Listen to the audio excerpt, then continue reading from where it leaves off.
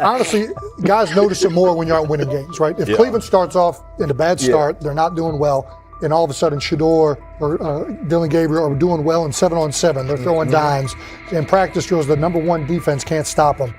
People take notice of that, and the more that the players see it, they're gonna then the comments start happening over the lunch table. They start happening throughout the building, and that's when the pressure really will get severe. The Cleveland Browns were focused on resolving their quarterback situation until Jason Kelce made pointed comments that triggered a strong reaction from ownership. The response inside the organization was immediate and intense. What exactly did Kelce say that has the dog pound on edge and the front office under pressure? We've seen that miserable game by the Cleveland Browns. So they throw Joe Flacco in there, and I like Joe Flacco. He did good, but they gave him the resource of all the first-team guys. Then they throw Dillon Gabriel in there with first teams and second teams. So Dillon always is getting protected. The same thing again, they gave this scrub max protection on every play.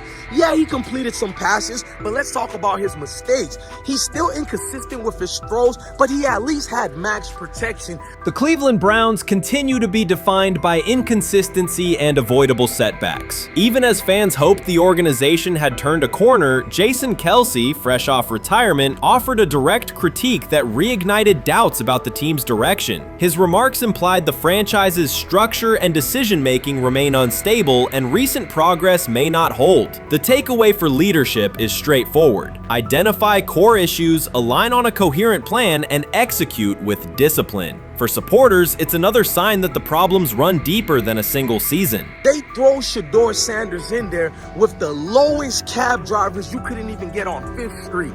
And I'm pissed off, bro, because the play calling was abysmal. Look, even if you don't like Shedeur, Shedeur didn't even get a chance to be trash. Even if you think Shedeur is garbage, he didn't even get a chance to be garbage. That's how awful the offensive line was. Kevin Stefanski still doesn't want to give Shedeur second strings and first strings reps. Why is that? Browns ownership's response shifted from measured to urgent. The pattern is familiar in Cleveland. The team once treated Johnny Manziel as a franchise solution, retained Hugh Jackson for a second year despite results, and invested heavily in Deshaun Watson through a costly trade and contract. These decisions reflect aggressive but poorly aligned planning. The outcome has been continued instability instead of sustained progress. That this was the guy that they wanted to start. He's seasoned, he's experienced, he still has a big-time arm, even at his age, and they open with the Cincinnati Bengals. They wanted that experienced guy. He was always going to be the guy. They were not going to start Dillon Gabriel or Shedeur Sanders in week 1. Kenny Pickett had a hamstring injury. It makes it easy to go with Joe Flacco. And the question isn't and wasn't going to be who's the starter in Cleveland. The question is, who's going to be the backup in Cleveland? Who's going to be the number 2 quarterback when they open the season against these Bengals? Fans still show up season after season, expecting improvement and bracing for setbacks. The usual pattern has been early optimism followed by a gradual collapse. But last season was different. For a sustained stretch, the Browns looked organized and competitive, resembling a functioning team. Couple days, 3 days until roster cutdowns, how do you feel about that? Do you feel like you belong here on this team? Obviously, I think overall as a player, I feel like I put in the work. I feel like everything I do, I try to do it to my best, and that's all I ask for. So I feel like everybody feels like, they should be on the team, and if you ask anybody on the team, would they feel like they belong, in their own eyes. So I feel like I do, but I'm my own player, I think about myself in a high regard. The front office entered the offseason confident. Kevin Stefanski was being praised, and the Dog Pound believed the team had made real progress. Then Jason Kelce delivered a pointed assessment that cut through the optimism. Fresh into retirement, the former Eagles All-Pro and Super Bowl champion said Cleveland still looks like a team patching over issues rather than building a durable contender. Kelce's view was direct. The Browns' structure is fragile, and the roster is too dependent on perfect health at quarterback. He argued the team is one injury away from losing continuity and sliding backward. Because Kelce has operated inside a stable, championship-level organization, his comments carried weight with players, media, and fans. The reaction was immediate. People took his critique seriously, not as outside noise, but as an informed evaluation of how a successful team should be built. Ownership also felt the impact. Jimmy Haslam's response shifted to urgency, a sign that leadership recognizes the stakes. The criticism arrives in the context of prior high-risk decisions, especially the fully guaranteed $230 million commitment tied to Deshaun Watson. Watson has missed time and shown inconsistency when available, and the contract has constrained flexibility. Kelce's remarks highlight why depth, alignment between the front office and coaching staff, and a clear contingency plan at quarterback are non-negotiable. The takeaway is straightforward. Cleveland must convert last season's progress into a stable framework, protect the quarterback, deepen critical positions, and establish a plan that survives injuries and short-term setbacks. Without that, the games that fueled optimism will remain temporary. If you're a betting man, who do you think starts for the Browns at quarterback? Okay, this is the situation. Kenny Pickett, they actually traded for him. Joe Flacco, no one's bringing Joe Flacco in the building thinking Joe Flacco's going to be the starter. If Joe Flacco is your starter, You got a problem. you have a huge problem. And if they were saying Shedeur was the starter as the 5th rounder, you got a real problem too, because he passed over all these guys in these reps in the offseason in shorts, in bikini shorts, Speedos and stuff.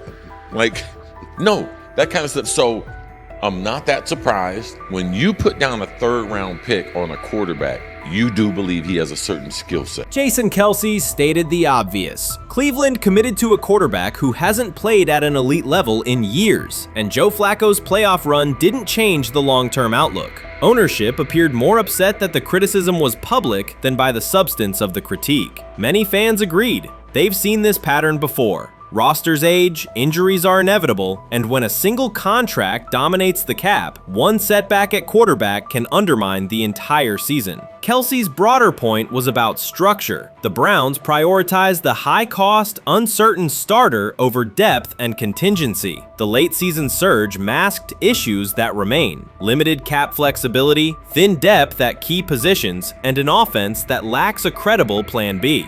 Fans recognize how quickly a strong defense can decline with injuries, and how an offense without redundancy stalls. The AFC North raises the stakes. Baltimore with Lamar Jackson sustains a top standard. Cincinnati with Joe Burrow returns to contention when healthy. Pittsburgh rarely slips below .500 under Mike Tomlin and wins with defense and consistency. In that environment, Cleveland can't rely on perfect health or peak form from one player. The path forward is clear. Diversify cap allocation, reinforce the offensive line and receiver depth, carry a legitimate backup plan at quarterback, and install a scheme that functions regardless of who is under center. Given what we saw yesterday with Shedeur Sanders, somebody on the Cleveland Browns is 100% getting fired, probably by the end of this year. The person who's probably going to end up getting fired is Kevin Stefanski, because I know that he didn't want Shedeur Sanders on the team. It was Andrew Berry who made that pick. You can't really go against your GM. Bad things happen in this situation. But Shedeur Sanders is not without fault for what we saw yesterday. This is the play that we saw yesterday that has the internet just exploding, where Shedeur Sanders took like a 24-yard sack.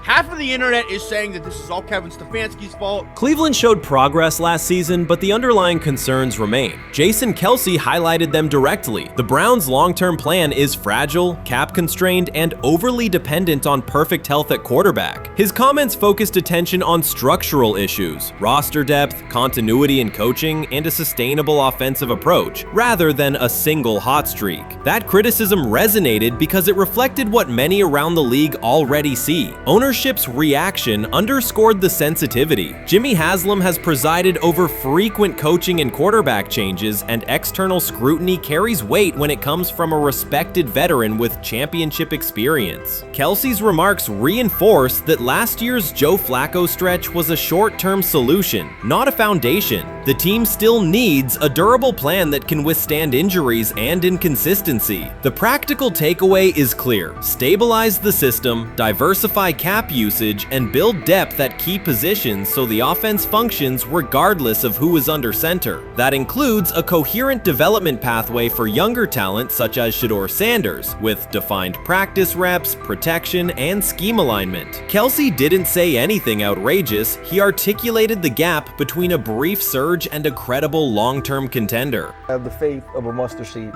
Right, because this is the greatest resurrection since Jesus the Christ. Right, like at some point, Joe Flacco was thinking about getting into TV. Yeah. Right, Joe Flacco didn't have a job, and then now you not only come back and start for the Cleveland Browns late in the 2023 season, but they came back around to you. You're now the day one starter for a franchise that just 2 years ago was in the playoffs. The Browns' quarterback situation remains unsettled. Deshaun Watson was expected to be the long-term answer, but injuries and inconsistent play have prevented him from reaching an elite level. When the team turned to Joe Flacco after Watson's season deteriorated, Flacco immediately lifted the offense and produced results that highlighted the gap between expectations and reality. That a 39-year-old late addition could outperform a $230 million starter was not just a short-term surprise, it raised fundamental questions about roster construction and evaluation. Quarterback depth has been fragile, and the late season surge masked broader structural problems. So before your final year at Miami, there's a lot of conversations revolved around Shedeur Sanders.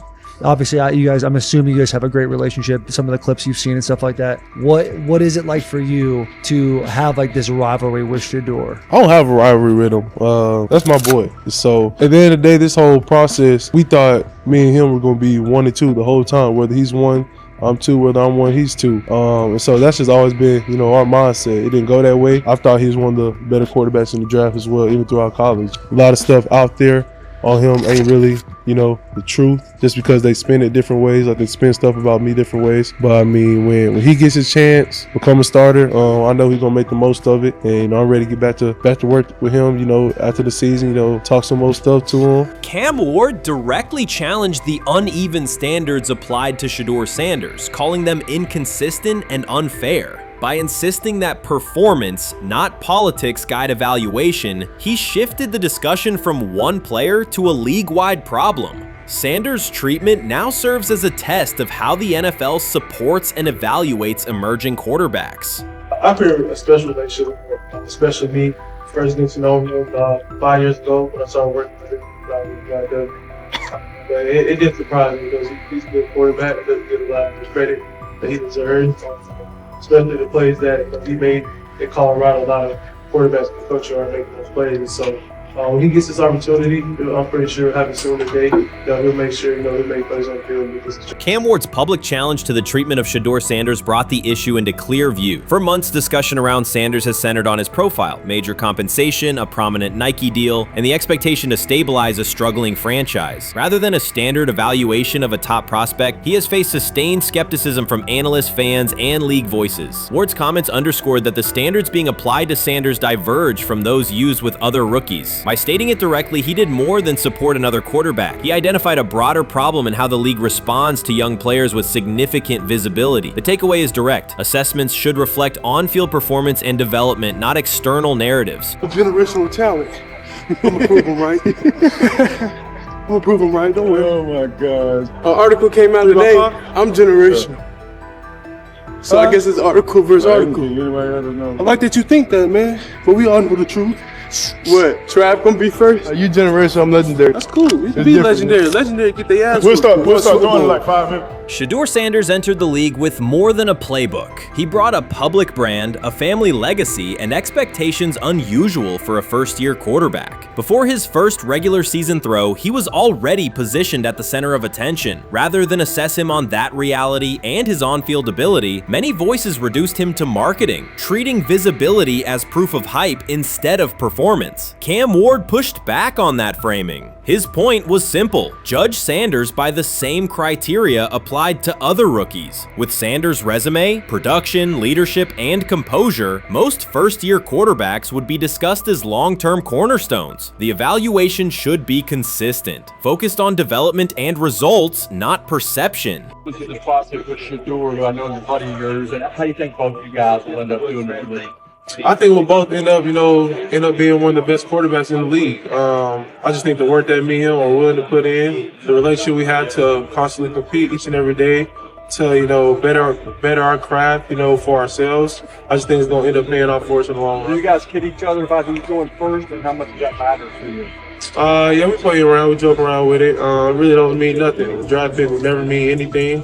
At the end of the day, you got to show whether you can prove each and every Sunday. You can't just do it 1 year. Disrespect shows up in two patterns. First, Shedeur Sanders is repeatedly framed through his father, Deion Sanders, as if lineage erases his own work. Discussion drifts to pedigree instead of what the film shows. Second, his visibility is treated with suspicion. His audience reach, partnerships, and ability to lift ratings are labeled hype rather than recognized as value. Instead of acknowledging that he drives demand and expands the stage for his team, critics call it an unfair edge. The result is a skewed evaluation. Star power is held against him while on-field production gets pushed aside. The standard should be consistent. Assess the tape and the development, not the last name or the attention it brings. Well, Ward were microfact. Cam Ward's remarks went beyond defending Shedeur Sanders. They confronted how the league manages star power. The reality is simple. The NFL markets visibility, but resists it when a player doesn't follow the expected script. Rookies are supposed to be quiet, deferential, and grateful for limited leverage. Sanders arrived with leverage, brand reach, major endorsements, and confidence. And that presence was recast as entitlement. Instead of treating those factors as earned advantages, much of the commentary used them to diminish him. Ward called out that contradiction. The same influence the league sells to audiences is criticized when a young player exercises it. His point is a standards problem, not a personality dispute. Evaluate Sanders on his preparation, leadership, and results. Don't penalize him for having a platform or for using the leverage that the modern NFL itself helps create. Now it sounds like the Cleveland Browns are going to all but imprison Shedeur Sanders in the football sense of a very talented rookie quarterback who obviously needs reps, needs an opportunity, and who now, barring some miraculous luck, will not get the opportunity to play in a single real game. I'm sure many around the NFL are celebrating as we speak. They are chuckling about this. Many in the NFL wanted to teach Shedeur and his daddy. Cleveland became the center of the conversation. With Shedeur Sanders attached to a major Nike partnership, the expectation was straightforward. He should be given real game reps. The Browns instead leaned on Joe Flacco as the default choice, treating stability as the safer path while sidelining a quarterback with clear cultural and commercial pull. Each week Sanders didn't see the field, scrutiny grew. Commentary questioned the value of his contract environment and relevance, and fan debate shifted from development to doubt. That wasn't measured evaluation. It was a delay framed as prudence that eroded confidence in the process. Cam Ward reset the terms of the debate. He pointed to an uneven standard. When veterans or other young players secure significant endorsements, it's considered smart business. When Sanders does it at scale, it's recast as ego or hype. Even the scope of his off-field agreements became ammunition against him rather than evidence of market demand. Ward's position is simple. Use one standard. Assess Sanders on preparation, decision-making, and progression, not on discomfort with his platform. Treat visibility as an asset, not a disqualifier. The issue isn't attitude or branding, it's the consistency of the evaluation. Ward called it directly. The treatment has been unequal, and it should be corrected by aligning opportunity with performance criteria. Fans need to recognize there's not a team in the league he'd start for. Not one. That's not ridiculous, that's not unfair, that's not a vast conspiracy. Shedeur Sanders fans are Angel Reese fans. They're just fair weather fans who don't really give a fuck about the sport. Most of them are just Deion fucking groupies that followed him when he went to fucking Colorado, just like Angel Reese's fans had never watched basketball prior to her playing at LSU, and they followed her to the WNBA and don't know shit about the sport.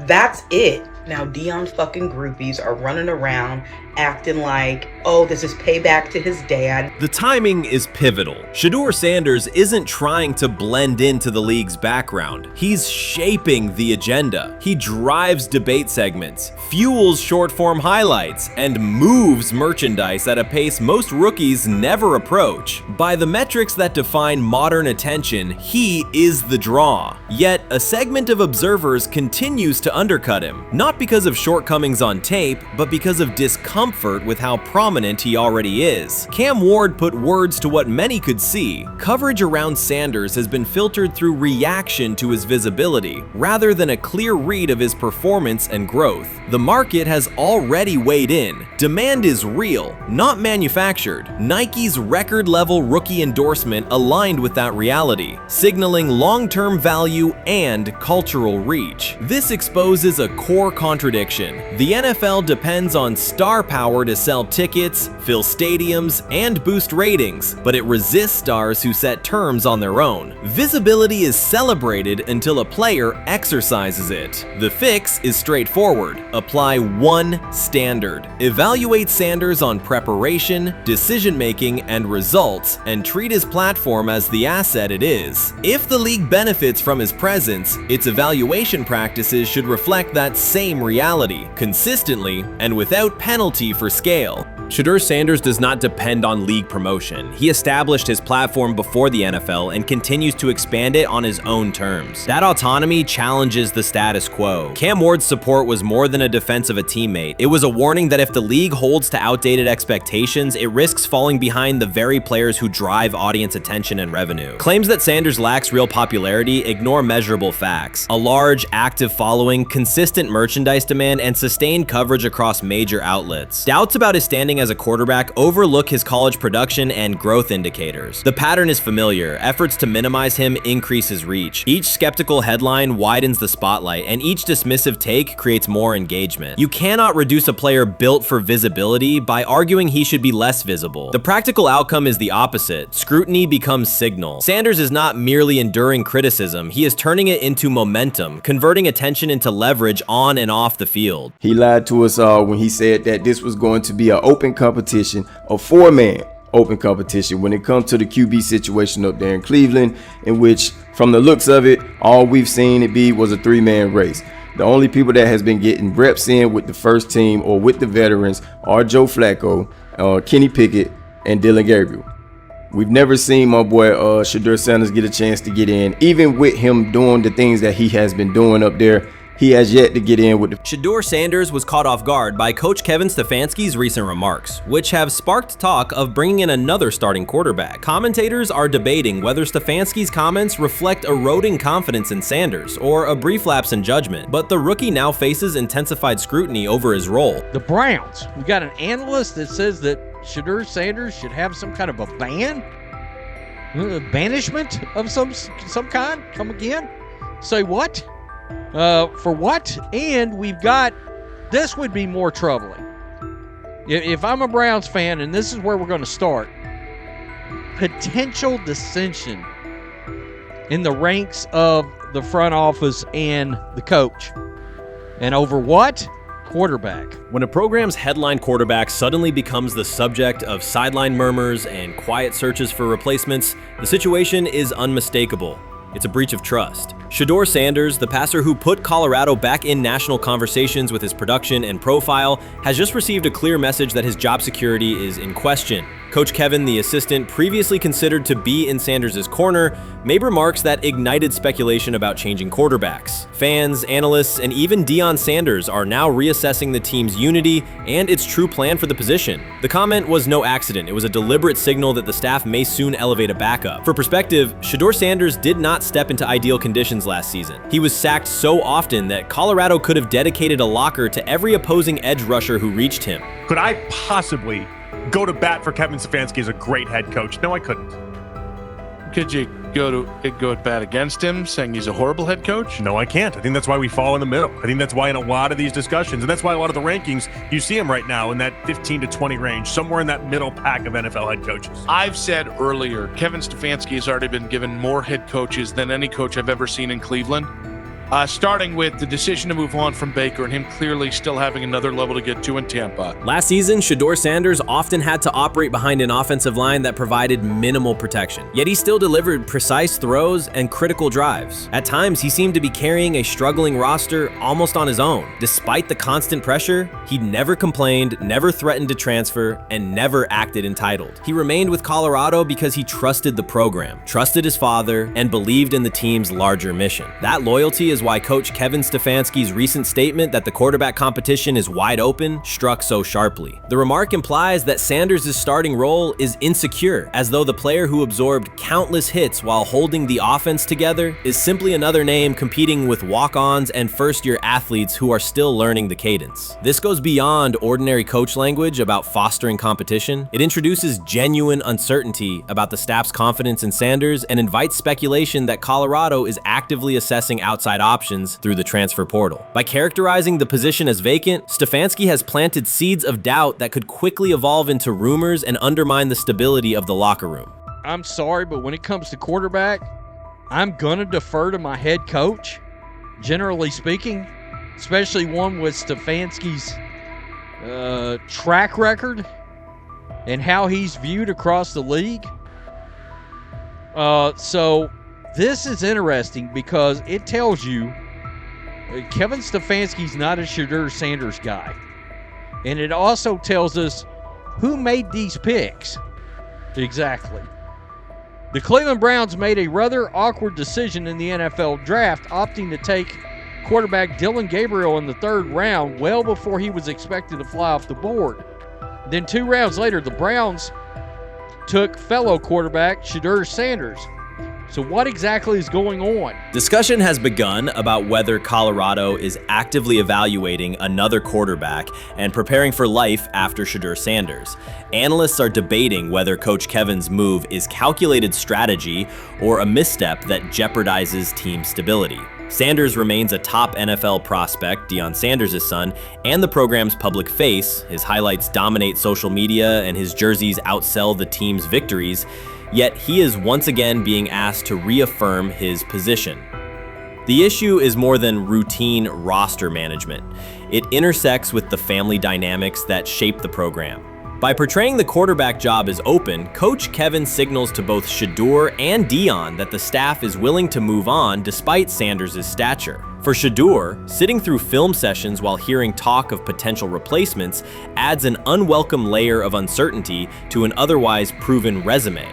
The decision may reflect a desire for a quarterback with a different profile, perhaps someone more mobile and system-oriented, rather than a dismissal of Sanders' accomplishments. Urban Meyer's roster history underscores the absurdity. Meyer coached Aaron Hernandez, whose off-field crimes are well documented, along with other players entangled in assaults, academic misconduct, and more. Yet Feinbaum singled out Newton, a national champion, Heisman Trophy winner, and NFL MVP, as the worst. This selective condemnation is not new. When Deion Sanders recently suggested implementing an NIL salary cap to restore competitive balance, Feinbaum dismissed the proposal and called Sanders a hypocrite rather than engage with the substance. The pattern repeats. Feinbaum routinely targets Cam Newton, Deion Sanders, Jameis Winston, Lamar Jackson, outspoken black athletes and coaches, while extending grace to figures such as Nick Saban, Kirby Smart, Dabo Swinney, or Tim Tebow under similar circumstances. Newton is no longer content to remain silent while others distort his story. In response, he laid out an accurate chronology, highlighting facts the commentary networks rarely repeat. One long-standing myth is that Newton was expelled from the University of Florida. He was not. Tim Tebow held the starting job unchallenged, and Meyer had no intention of displacing his star. Like thousands of athletes each year, Newton transferred to find a place where he could play. The move was strategic, not disciplinary. He is with 3-2-2-5-3-17 to transfer to and Moorbeck. Meyer was. Critics habitually resurrect the 2008 laptop incident to tarnish Newton's entire career. Newton has acknowledged the mistake, but its relevance is overstated. The incident did not prompt his transfer, nor did it derail his trajectory. After leaving Florida, Newton enrolled at Blinn College, a Texas JUCO powerhouse, and led the Buccaneers to a national championship while posting dominant statistics. That performance earned him the opportunity to transfer to Auburn. At Auburn, Newton produced one of the most extraordinary single seasons in collegiate history. More than 4,000 yards of total offense, offense, 50 combined touchdowns, an SEC title, a national championship, and the Heisman Trophy. Achievement compressed into a single year under intense scrutiny. Even that landmark season is recast by Feinbaum as a cautionary tale. He claims Newton ignored head coach Gene Chizik by diving for a goal line touchdown when told to kneel, jeopardizing the game. In reality, Newton explained that the decision was a collective adjustment made in the huddle after reading the defense. While Auburn still held timeouts, the Tigers maintained control and secured the championship. Portraying that moment as reckless serves to recast Newton's success as selfishness rather than leadership. Feinbaum's approach to Sanders reflects the same dynamic. When Sanders urged a structured NIL ceiling to protect athletes and stabilize rosters, Feinbaum immediately labeled him hypocritical. Yet when Saban or Sweeney voice identical concerns, Feinbaum frames them as thoughtful guardians of the sport. The inconsistency reveals that the determining factor is not the argument but the identity of the speaker. Unapologetic black leaders who control their narratives, challenge entrenched hierarchies, and Feinbaum's commentary often functions as a check on that influence.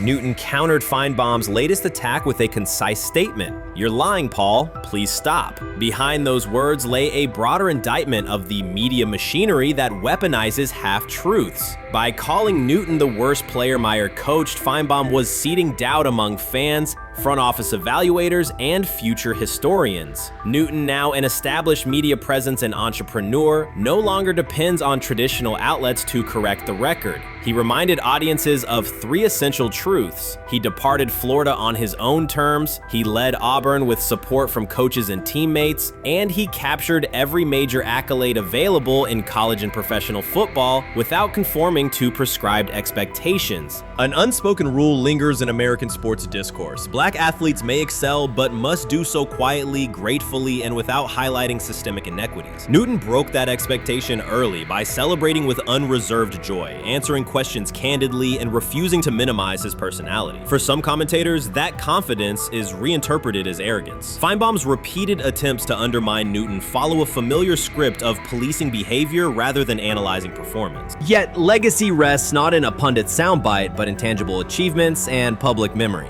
Newton's resume, Heisman winner, national champion, NFL MVP, speaks for itself. Millions of fans witnessed his impact on Saturdays and Sundays. Countless young quarterbacks saw someone who looked like them redefine the position's possibilities. The same is true for Sanders, whose player-first coaching philosophy and media savvy continue to influence college football's direction. Feinbaum's commentary cannot erase these realities. Newton, Sanders, Winston, Jackson, and others have already secured their places in football history. By publicly confronting misinformation, Newton set a precedent for athletes who now possess the platforms and technology to present their stories unfiltered. The microphone no longer belongs exclusively to legacy broadcasters. Newton holds it now, and he intends to keep it. A decisive shift that reduces the gatekeeper's influence and ensures that accomplishments are judged on merit rather than narrative manipulation. You can't fire the owner because he can't fire himself. Someone's head's going to roll, unfortunately, in this situation, and it's probably Stefanski and Barry. I saw on The Athletic. I don't think that's fair, by the way. Stefanski, that part.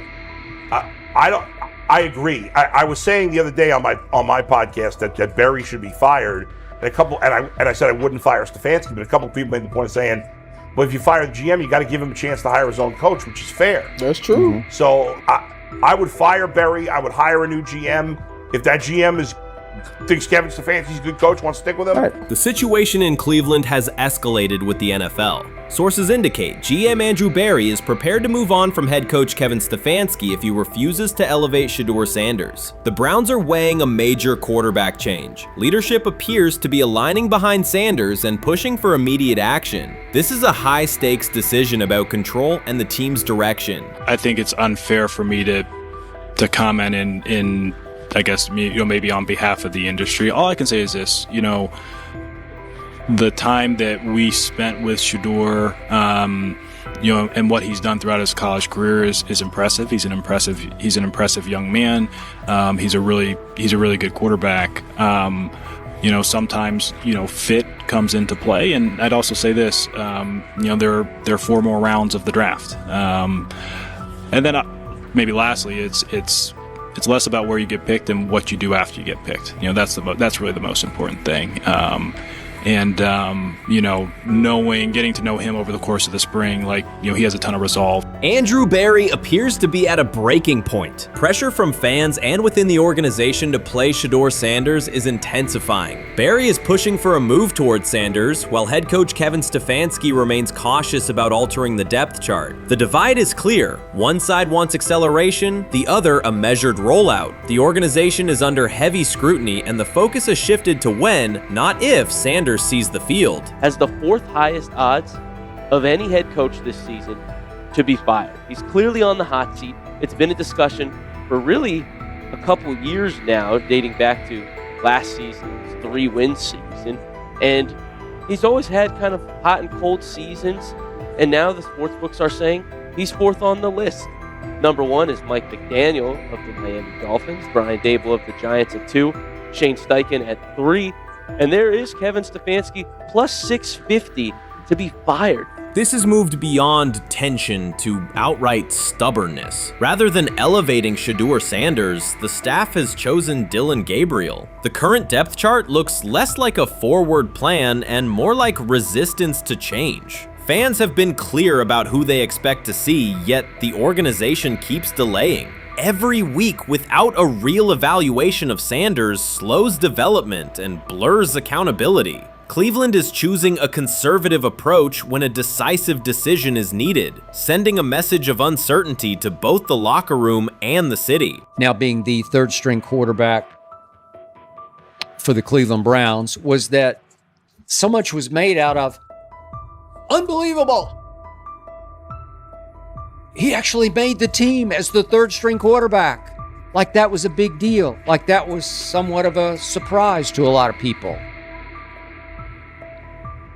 He should have been the first pick in the draft. Kevin Stefanski appears to be doubling down to validate his approach. Despite sustained demand from Browns fans to see Shedeur Sanders reflected in chants, merchandise, and constant discussion, he continues to keep Dillon Gabriel in front on the depth chart. The decision functions as an assertion of control rather than a response to momentum. Even with clear signals from the fan base, Stefanski is staying with Gabriel and delaying a full evaluation of Sanders. It is a deliberate choice to maintain his plan and pacing, not to accelerate change. Cleveland is prioritizing continuity over recalibration, keeping any transition to Sanders on hold. But yeah, the Browns are in a tough spot. They have wasted. You traded a ton of high draft capital to get Deshaun Watson. You've gotten nothing out of Deshaun Watson and missed an opportunity. Who knows who they would have drafted? Now, maybe they would have screwed up those picks and the Browns would still be in bad shape. Andrew Berry is likely frustrated watching Dillon Gabriel default to conservative throws while the offense stalls. From a football perspective, this appears to be the hill Kevin Stefanski is choosing to stand on. Keeping Gabriel ahead of Shedeur Sanders has limited the unit's explosiveness and prevented a full evaluation of a higher ceiling option. Drives end quickly, field position flips, and momentum is lost while Sanders remains on the sideline. Fan patience is wearing thin. Each ineffective series intensifies criticism and shifts scrutiny toward the coaching staff's criteria for the depth chart. With every additional snap for Gabriel, the decision reads less like an open competition and more like rigid adherence to a plan that isn't producing results. The optics are clear. A dynamic quarterback sits while a cautious approach keeps the offense in neutral. If this continues, accountability questions will grow inside and outside the building. What performance benchmarks keep Gabriel ahead of Sanders? When will Sanders receive first-team reps in live situations to allow a fair comparison? The front office must decide whether to preserve continuity or pivot toward a timely assessment of Sanders. The longer the current approach stays in place, the more it signals stubbornness rather than adaptation, and the more pressure mounts to realign the plan with on-field output.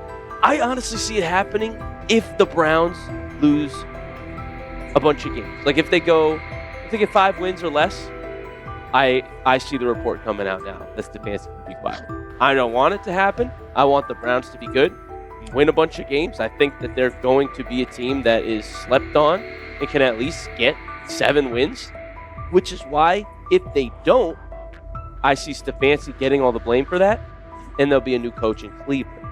Because their players, to me, are there once again. We've talked about the incredible rookie class. The approach in Cleveland lacks consistency. One week, Andrew Berry signals he wants Shedeur Sanders on the field. The next, Dillon Gabriel gets the reps and the plan stays conservative. Through it all, Kevin Stefanski shows limited urgency despite pressure on his job security. Fans are asking for an offense that can push the ball, change field position, and produce points. Instead, the unit leans on short throws and cautious sequencing. Gabriel's play keeps the ceiling low and momentum static, while a full evaluation of Sanders is postponed. The result is growing frustration and a clear disconnect between the front office, coaching staff, and expectations in the stadium. The NFL tried to teach him and his father a lesson. You don't act like that. You don't talk like that before a draft. We'll show you how our game is played. We will watch you plummet all the way. I think he would have gone undrafted except for that owner in Cleveland. And he is the key to everything because he is something of an against the grain maverick owner. He's kind of a wannabe Jerry. Fan speculation is growing. Some believe Kevin Stefanski lacks confidence in Shedeur Sanders. Others think he's prioritizing Dillon Gabriel for reasons unrelated to performance. A more extreme view claims Stefanski is manipulating outcomes to secure a buyout. Whatever the motive, the risk is clear. This approach is straining his relationship with GM Andrew Berry and alienating the fan base. Pressure is rising, Berry's patience is running out, and supporters have shifted from requests to demands. If the current plan continues, calls for a change in quarterback and accountability will intensify. I view things as I got time. I got time to be able to grow and mature, and be able to understand the ins and outs of the defenses and be able to get the good insight from the vets in the room. So I look at it as, a plus, and whenever, it's time for me to play. Shedeur Sanders rolled into Browns camp and instantly made the whole practice feel like a recess pickup game. NFL vets suddenly looked like they'd forgotten the playbook and were just trying to keep up. With that being said, I see some balls coming out of Shedeur Sanders at that camp, and I'm like, kind of looks like a guy. Yeah, I'm ready. He can sling it. Ready to I see him, some of the veterans, how they talk to him, mic'd up, see what he's doing in the community. Yep. Talking about Njoku there? Njoku, like that. But once you see, different little interactions and things like that, I know he has the talent. We'll see. It'll be a competition that usually brings the best out of guys, especially young guys. So I'm interested to see how that quarterback situation. Right after Shedeur Sanders tightened his cleats and the Browns settled in for what they figured was a routine camp day, the whole vibe tilted sideways. No blazing comet, no UFO touching down at midfield, just a swagger-charged quarterback striding in like he'd crashed the wrong league and thought, yeah, I'll stick around and run this show. The Browns had no clue what storm was rolling in. You'd expect an NFL team to do a quick scout, maybe pull up a highlight reel or two, but nope.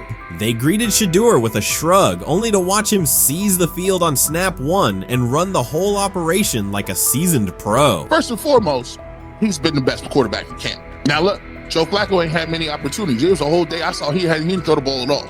Here's my theory on the situation. They already know who's starting in the number 2 is. They already know.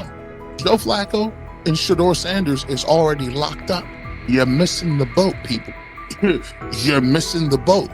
Your boy, Kenny Pickett and Dillon Gabriel, oh, they're fighting. Shedeur didn't merely clock in, he hijacked the session. One moment he's loosening his arm, the next he's roasting veteran QBs like faded names on busted draft boards. Defensive coordinators everywhere had the same gut punch reaction. Uh-oh. His pocket poise? Straight disrespectful. His timing? Psychic. And every pass left his hand like it was laser guided to its mark. While Shedeur Sanders was slicing up routes, the Browns secondary looked less like an NFL backfield and more like a gaggle of dads sprinting through a Saturday fun run. Big on enthusiasm, short on closing speed. Coaches fought the urge to slam the emergency horn. Players traded wide-eyed, "Are we serious?" stares, and someone even double-checked that a hidden camera crew wasn't about to pop out of the tunnel. But nope, this was pure Shedeur. Half cold-blooded surgeon, half highlight factory. He wasn't dropping a casual "I'm here," he was crafting a masterclass. From the first rep, the tempo changed. Shedeur Sanders accepted the snap with steady footwork, diagnosed the Browns' single high shell, and delivered a tight window seam route that forced the free safety to recover late. Throughout the period, he manipulated leverage with quick shoulder fakes, moved through full field progressions, and released on time from a balanced base, consistently putting the ball on his receiver's upfield shoulder. Cleveland's coverage struggled on multiple fronts. Safeties hesitated between deep half responsibilities and underneath support, creating voids at 15 to 20 yards. Cornerbacks and off-man were caught in trail position when Sanders used rhythm throws on three-step drops, while those who tried press technique had their inside hand neutralized by his receivers' outside releases. Linebackers widened to match shallow crossers, leaving the middle hook unguarded for pivot routes and option digs. One corner attempted a line of scrimmage jam. Sanders immediately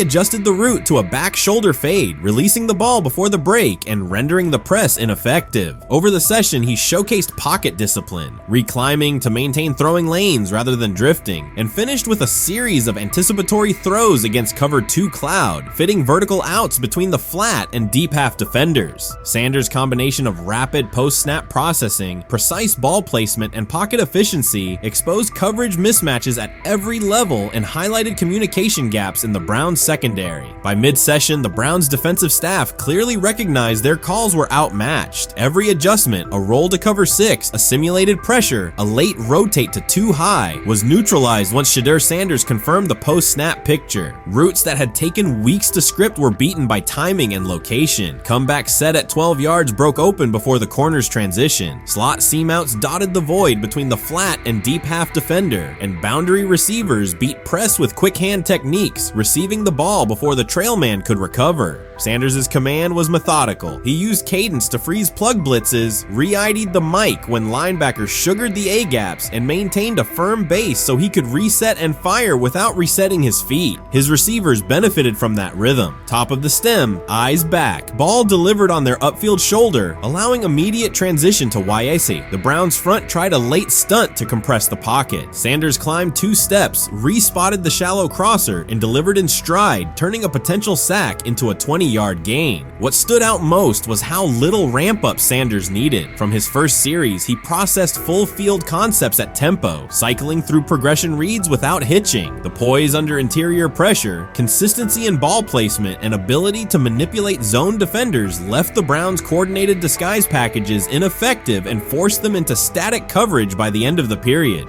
In short, Sanders' efficient mechanics, rapid processing, and anticipatory accuracy rendered Cleveland's defensive game plan ineffective at every level, from pre-snap disguise to post-snap spacing. Imagine there's many people that think Dylan Gabriel's a better quarterback than Shedeur Sanders. I don't care where they were drafted. And if the Browns are the one team that thinks that, then I'm going to suspect it's not true. They don't know what listen, They've been on every quarterback evaluation for 30 years. Right. I never root against anybody. Yeah. But I'd be surprised if Dylan Gabriel's ever a legitimate starting quarterback for the Cleveland Browns. I-I'd be surprised. I just don't think. Well, then it is a wasted pick because you took him in the top 100. Yeah, but potentially. Yeah. May get away with it because of Shedeur. An edge rusher chirped at Shedeur Sanders between snaps, hoping to shake his rhythm. On the very next play, Sanders answered with a 30-yard laser, a deep dig from the boundary side that split the single high safety and the trailing corner. He hit the top of a 5-step drop, kept a firm base, and delivered on time to the receiver's outside shoulder, turning what should have been a routine rep into a sudden change explosive. From that moment on, every coverage wrinkle the Browns tried, rotating from cover 3 to quarter half, flashing a Tampa 2 shell, mugging both A-gaps, was met with a precise counter. When corners pressed, Sanders adjusted the route to a back shoulder fade. When safeties widened, he checked to a glance post. When linebackers bailed, he found the running back on a delayed option out of the backfield. Even late simulated pressures couldn't move him off his spot. He simply climbed, reset his feet, and fired. As Cleveland's defenders rotated through checks, Sanders manipulated them with cadence and eye discipline. He froze weak side safeties long enough to create intermediate windows, then feathered the ball into those lanes before help could arrive. When the Browns finally dropped 7 and matched every route, Sanders tucked the ball and converted 2 separate 3rd and 6 situations on the ground, reminding everyone that his mobility is as calculated as his arm. By the end of the session, the defensive coordinator's call sheet looked obsolete. Sanders had neutralized blitz looks, exposed spacing issues in zone, and forced the unit into static base coverage just to survive the period. needed. It wasn't a camp drill anymore. It was a clinic on timing, processing speed, and controlled aggression, delivered snap after snap by a quarterback who never needed a warm-up lap to own the field. They never planned on taking him. The problem is, like Ocho Cinco said, you got somebody that has endeared himself to the locker room. And guess what? The difference between him and Tim Tebow, the biggest one, is he can play. He can throw the ball. Tim Tebow running around being an H-back. He can throw the ball. And he's done everything he needs to do. He ain't saying nothing. He ain't rocking the boat. He ain't mad about the reps. He ain't mad about none of that. All the people out there want to see is this, like Tyler said earlier.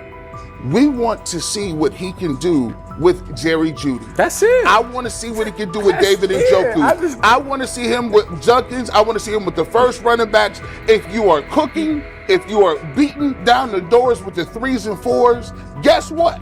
You deserve more. From the first team period on, Cleveland's secondary looked a step slow. A deep third safety hesitated on a post-snap rotation, leaving Shedeur Sanders free to climb the pocket and fire a 22-yard out that arrived before the defender could plant and drive. The supporting cast around him, players fighting for roster spots, not Pro Bowl invites, benefited from his command. Sanders used tempo to control the defensive front, altered protections at the line, and located throwing lanes so quickly that one receiver didn't register the catch until he crossed the goal line. As the Browns tried new personnel groups, coverage busts multiplied. Starters slipped out for hamstring stretches while rookies rotated in, only to find the ball arriving on their blind side before they'd completed a midpoint squeeze. On a later 3rd and long, Cleveland finally closed the interior rush lanes, compressing the pocket with 3 defenders. Sanders pivoted through the traffic, stepped into a narrow escape window, and, without resetting his shoulders, whipped a no-look pass to the boundary curl for a fresh set of downs. The throw turned a potential sack into an explosive play and left the coaching staff scrambling for answers. The people who are fascinated by Shedeur for whatever reason, whether it's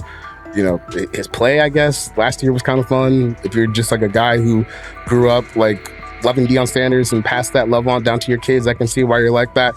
The one thing I will give them is you're looking at this quarterback room. If you're a fan of Shedeur and say, why can't he go beat Dylan Gabriel or Joe Flacco or Kenny Pickett?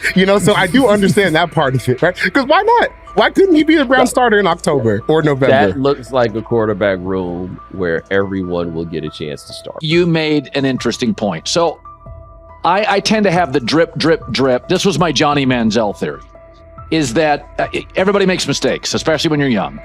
But if I see 2, 3, 4, 5, then you've got a plumbing issue. It's not just you didn't close the faucet. So there's about 6 pieces of video in college where Shedeur was a little bit of a brat. Whatever. Then there's the legendary cringy draft room. Didn't love that as a B prospect. Then there's back-to-back speeding tickets, both over 90, and a missed arraignment.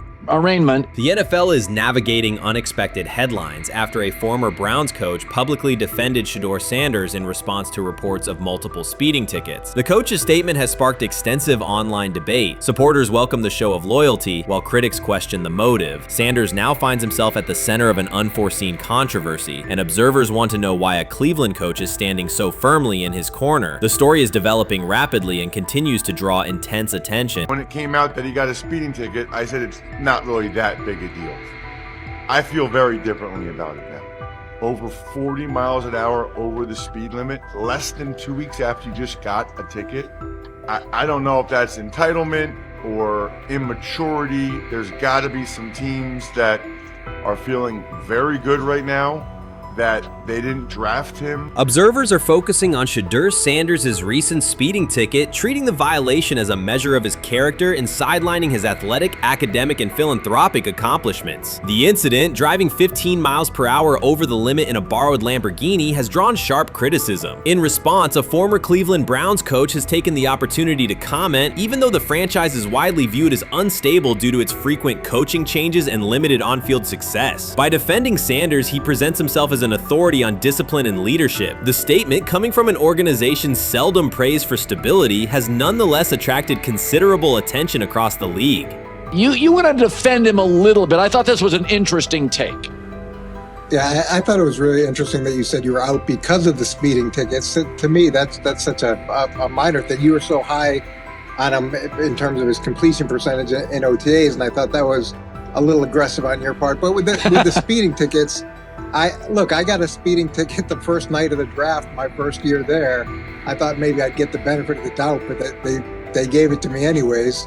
As soon as the former Browns coach defended Shedeur Sanders, social media erupted with commentary, resembling the volume of draft night coverage. Posts and opinions appeared within minutes, and criticism escalated rapidly. Detractors amplified Sanders' minor speeding violation, while supporters argued that such reactions were disproportionate to a single traffic citation. Shedeur Sanders received 2 speeding citations, and the minor traffic issue quickly drew national attention. Before considering the former Browns coach's response, it is useful to clarify the facts. Sanders, son of Pro Football Hall of Famer Deion Sanders and a current college quarterback, was twice ticketed for exceeding the limit while driving a high-performance vehicle. Commentary on social media escalated rapidly, with critics framing the incident as a significant character concern, even as the league has historically tolerated far more serious legal transgressions. Stepping into the debate, a former Cleveland Browns coach, best known for a tenure filled with losses and contested decisions, issued a strong public defense. He argued that 2 speeding tickets should not define Sanders' reputation or overshadow his on-field talent and community work, urging a balanced assessment of the player's actions. I don't love it from a 5th-round draft pick. I don't love that it happened multiple times,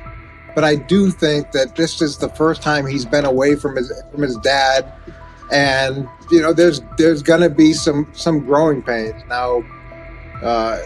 Would I sell my stock on it like you are? Not because of a couple speeding tickets, especially in light of the problems that Brown's quarterback room has had to deal with legally in the last few years. I mean, this is nothing. The debate quickly shifted from 2 speeding citations to broader claims about integrity, growth, and leadership. The former Browns coach framed the infractions as moments for personal development and urged observers to view them in context. Critics responded forcefully. Some called for disciplinary action, others questioned Deion Sanders' parenting, and a few sought to discredit the coach himself, despite his professional record already being widely analyzed across the league. The reaction underscores an apparent inconsistency in public standards. Fans often overlook on-field confrontations, heated sideline arguments, and other significant controversies, yet they treated Sanders' as routine traffic offenses, speeding without evidence of reckless endangerment, as indicators of serious character flaws. If such minor violations were adopted as the primary measure of morality in professional football, many players would face similar criticism. Sports media amplified the story almost immediately. Television panels dissected Shedeur Sanders' decision-making, treating 2 speeding tickets as indicators of deeper character concerns. Networks aired detailed segments under banners such as red flags and road rage, repeatedly questioning whether the citations might affect his draft evaluation. Although Sanders is already regarded as a first-round prospect, analysts emphasize that NFL teams value discipline and legal awareness when forming final assessments. Many commentators overlook the fact that other high-profile players have faced more serious offenses without similar scrutiny. Throughout the coverage, the former Browns coach defended Sanders, portraying him as a talented quarterback subjected to disproportionate criticism in a culture that expects near-perfect conduct. His argument was thorough and methodical, asserting that the traffic violation should not overshadow Sanders' skills, work ethic, or future potential.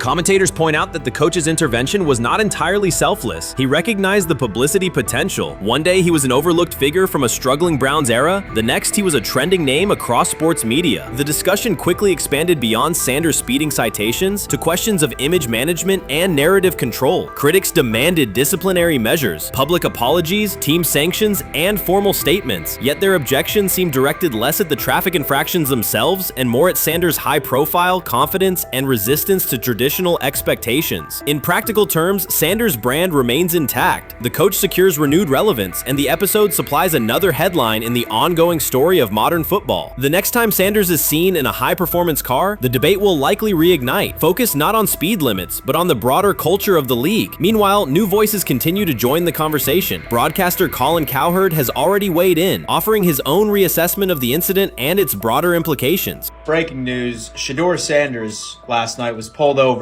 going 100 miles per hour. All right, he clocked 101, 41 miles an hour over the speed limit in Cleveland. He will have the opportunity to fight the ticket in court. Now, I'm not exactly sure where he was pulled over, whether or not that it was in Ohio or whether or not that it was in his home state. But typically when you're going 40 over, that's flirting with the line of reckless driving.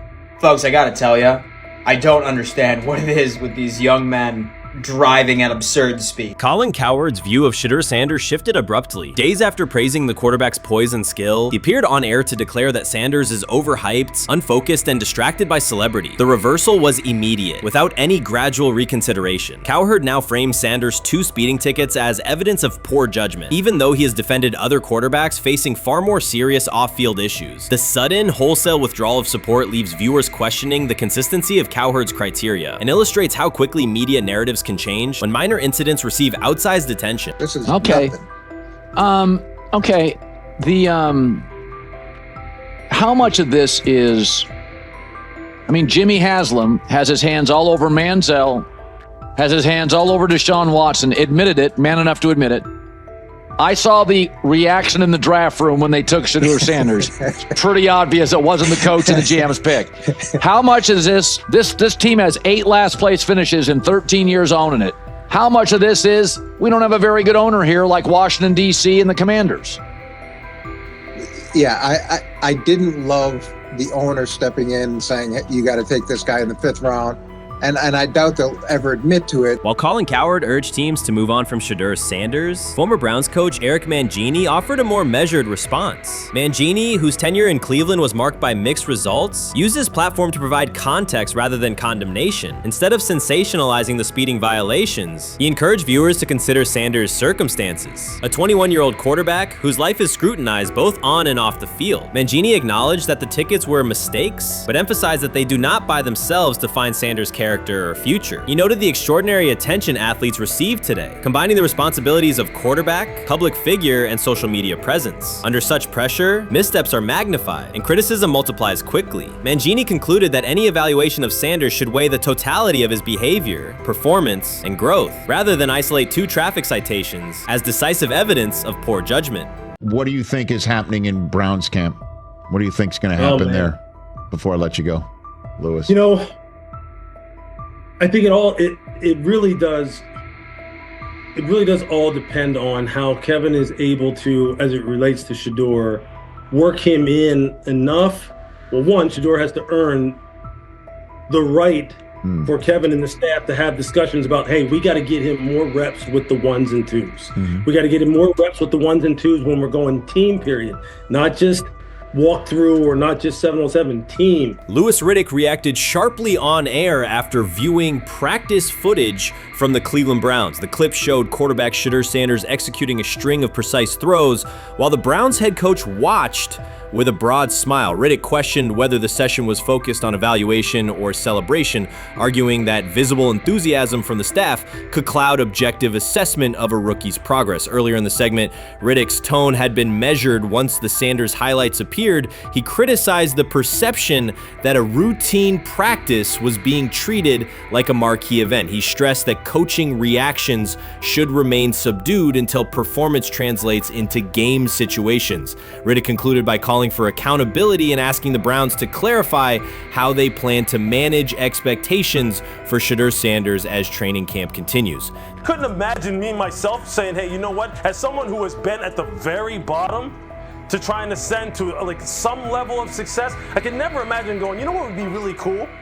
I'm gonna play a joke on someone like this and make pretend that I'm a GM and I'm drafting you when actually I'm not, and then I'm gonna hang up and just giggle about it. Man, what the hell are we doing? Seriously, what are we doing when we think that that kind of crap is funny? I don't know. Trying to get likes on TikTok. I don't have the right words for it. Right, Lewis, I'm gonna say this. I don't have the right words for it. Few situations unsettle a former front office executive faster than watching coaches celebrate a rookie quarterback before pads come on in August. In Louis Riddick's view, the Browns staff did more than acknowledge promise. They acted as though they had already secured their franchise leader. Throughout the session, Shedeur Sanders delivered 40-yard throws off his back foot, ran crisp 2-minute drills, and displayed steadiness rare for a first-year player. According to reports, each successful rep drew audible admiration from the sideline, highlighting how quickly enthusiasm has escalated. When Riddick reviewed the same practice tape and heard the glowing comments, he challenged the reaction on live television. He argued that a few controlled drills should not override the methodical scouting and development work that normally guides roster decisions. Riddick's criticism focused less on Sanders' talent than on the evaluation process. He warned that comparing a prospect to established stars or joking about renaming the stadium creates pressure before the player has taken an NFL hit, faced a disguised coverage, or logged a preseason snap. Praising potential is acceptable, he said, but anointing a savior in July risks repeating the organization's history of premature quarterback expectations. Sanders brings confidence shaped by his father's legacy and his own disciplined preparation, yet Riddick insists that progress must be confirmed over time. He urged the Browns to temper public excitement, follow a structured development plan, and reserve celebratory reactions for on-field results that matter. Regular season production under live pressure, not highlight clips from a midsummer workout. He has to earn that. Kevin has to figure out a way to do that. So then you can reasonably assess what you have in him compared to Dylan Gabriel, compared to Kenny, compared to Joe Flacco. If you don't, then the conversation surrounding him is going to continue to be what it's been, which is, but for some people, he was overhyped all along. He's not that great of an athlete, doesn't have a big enough arm. There's a reason why he was a 5th round pick, blah, blah, blah, which I don't believe. I believe if he is given enough reps, earns enough reps, and then is given enough reps in meaningful situations, he can throw the ball just as good as Joe, if not better, just as good as Kenny, if not better, just as good as Dylan Gabriel. After more than 2 decades in personnel and broadcast analysis, Louis Riddick was dismayed to see a franchise bypass basic evaluation standards after only a series of eye-catching minicamp throws. Reviewing practice footage from Cleveland, he observed Shedeur Sanders drilling 40-yard passes against uncovered receivers and running 2-minute sequences with poise. In Riddick's view, those reps, conducted without pads, contact, or a disguised rush, show arm talent but reveal little about how a rookie handles game pressure. Riddick said the Browns' reaction drifted from objective assessment to outright admiration. Multiple reports indicated coaches were sketching new concepts for Sanders during dinner and referring to dedicated Shedeur packages well before a padded practice. Even the veterans in the quarterback room showed no visible alarm, a sign that staff excitement had already reset the internal depth chart conversation. The analyst emphasized that his concern is not Sanders' skill set. He acknowledged the quarterback's arm strength, footwork, and composure, but rather how quickly the club appears willing to declare him its long-term answer. Riddick cited several past prospects who received similar midsummer acclaim only to stall once real competition began. Given Cleveland's long history of quarterback turnover, he argued the organization should focus on incremental milestones, processing post-snap reads, surviving live pass rushes, and rebounding from mistakes on Sunday afternoons. Riddick urged the Browns to temper expectations and follow a structured development plan so Shedeur Sanders can progress without undue pressure. One coach reportedly admitted he replayed Tuesday's scrimmage film so often that he lost sleep, an anecdote Riddick offered as proof that enthusiasm is already outpacing reality. All asking now is what is going on with Shedeur Sanders, and so the floor is yours. Maybe you can make sense of this free fall with what was at one point the top-rated quarterback in this draft class. Yeah, Shay, I think at this point in time, this really isn't a football discussion any longer. This is a personal discussion. This is about it's a fit discussion. It's whether or not teams are just comfortable with everything that comes along with Shedeur in terms of who he is as a person, all the people that are surrounding him in terms of his inner circle, and whether or not teams deem that to be something that they're comfortable with. Right or wrong, that's the only conclusion you can really come to at this point. Louis Riddick voiced an escalating concern during the segment. Having witnessed numerous quarterback setbacks in his career, he worries another may be forming, not because Shedeur Sanders lacks talent, but because the praise around him is growing without restraint. Sanders has simply attended practice, delivered accurate passes, led the huddle, and shown the composure expected of an NFL player. Riddick fears the Browns' reaction, treating routine drills as proof of long-term success, risks setting premature expectations. He cautioned that the organization seems ready to celebrate a franchise savior before Sanders has taken a competitive snap, noting that such early adulation has derailed promising prospects in the past and could impede Sanders' measured development. Shedeur Sanders did not treat day 4 of Browns training camp as anything other than work. He completed 8 of 11 passes with 3 touchdowns, operating with control and accuracy throughout the red zone periods. The throws were varied, a well-placed ball to rookie Luke Floria that led him across the goal line in stride, a firm throw to Cade McDonald over middle after a quick read, and a tight window completion to Deontay Johnson at the back of the end zone with 2 defenders closing. The sequence showed timing, poise, and placement under pressure.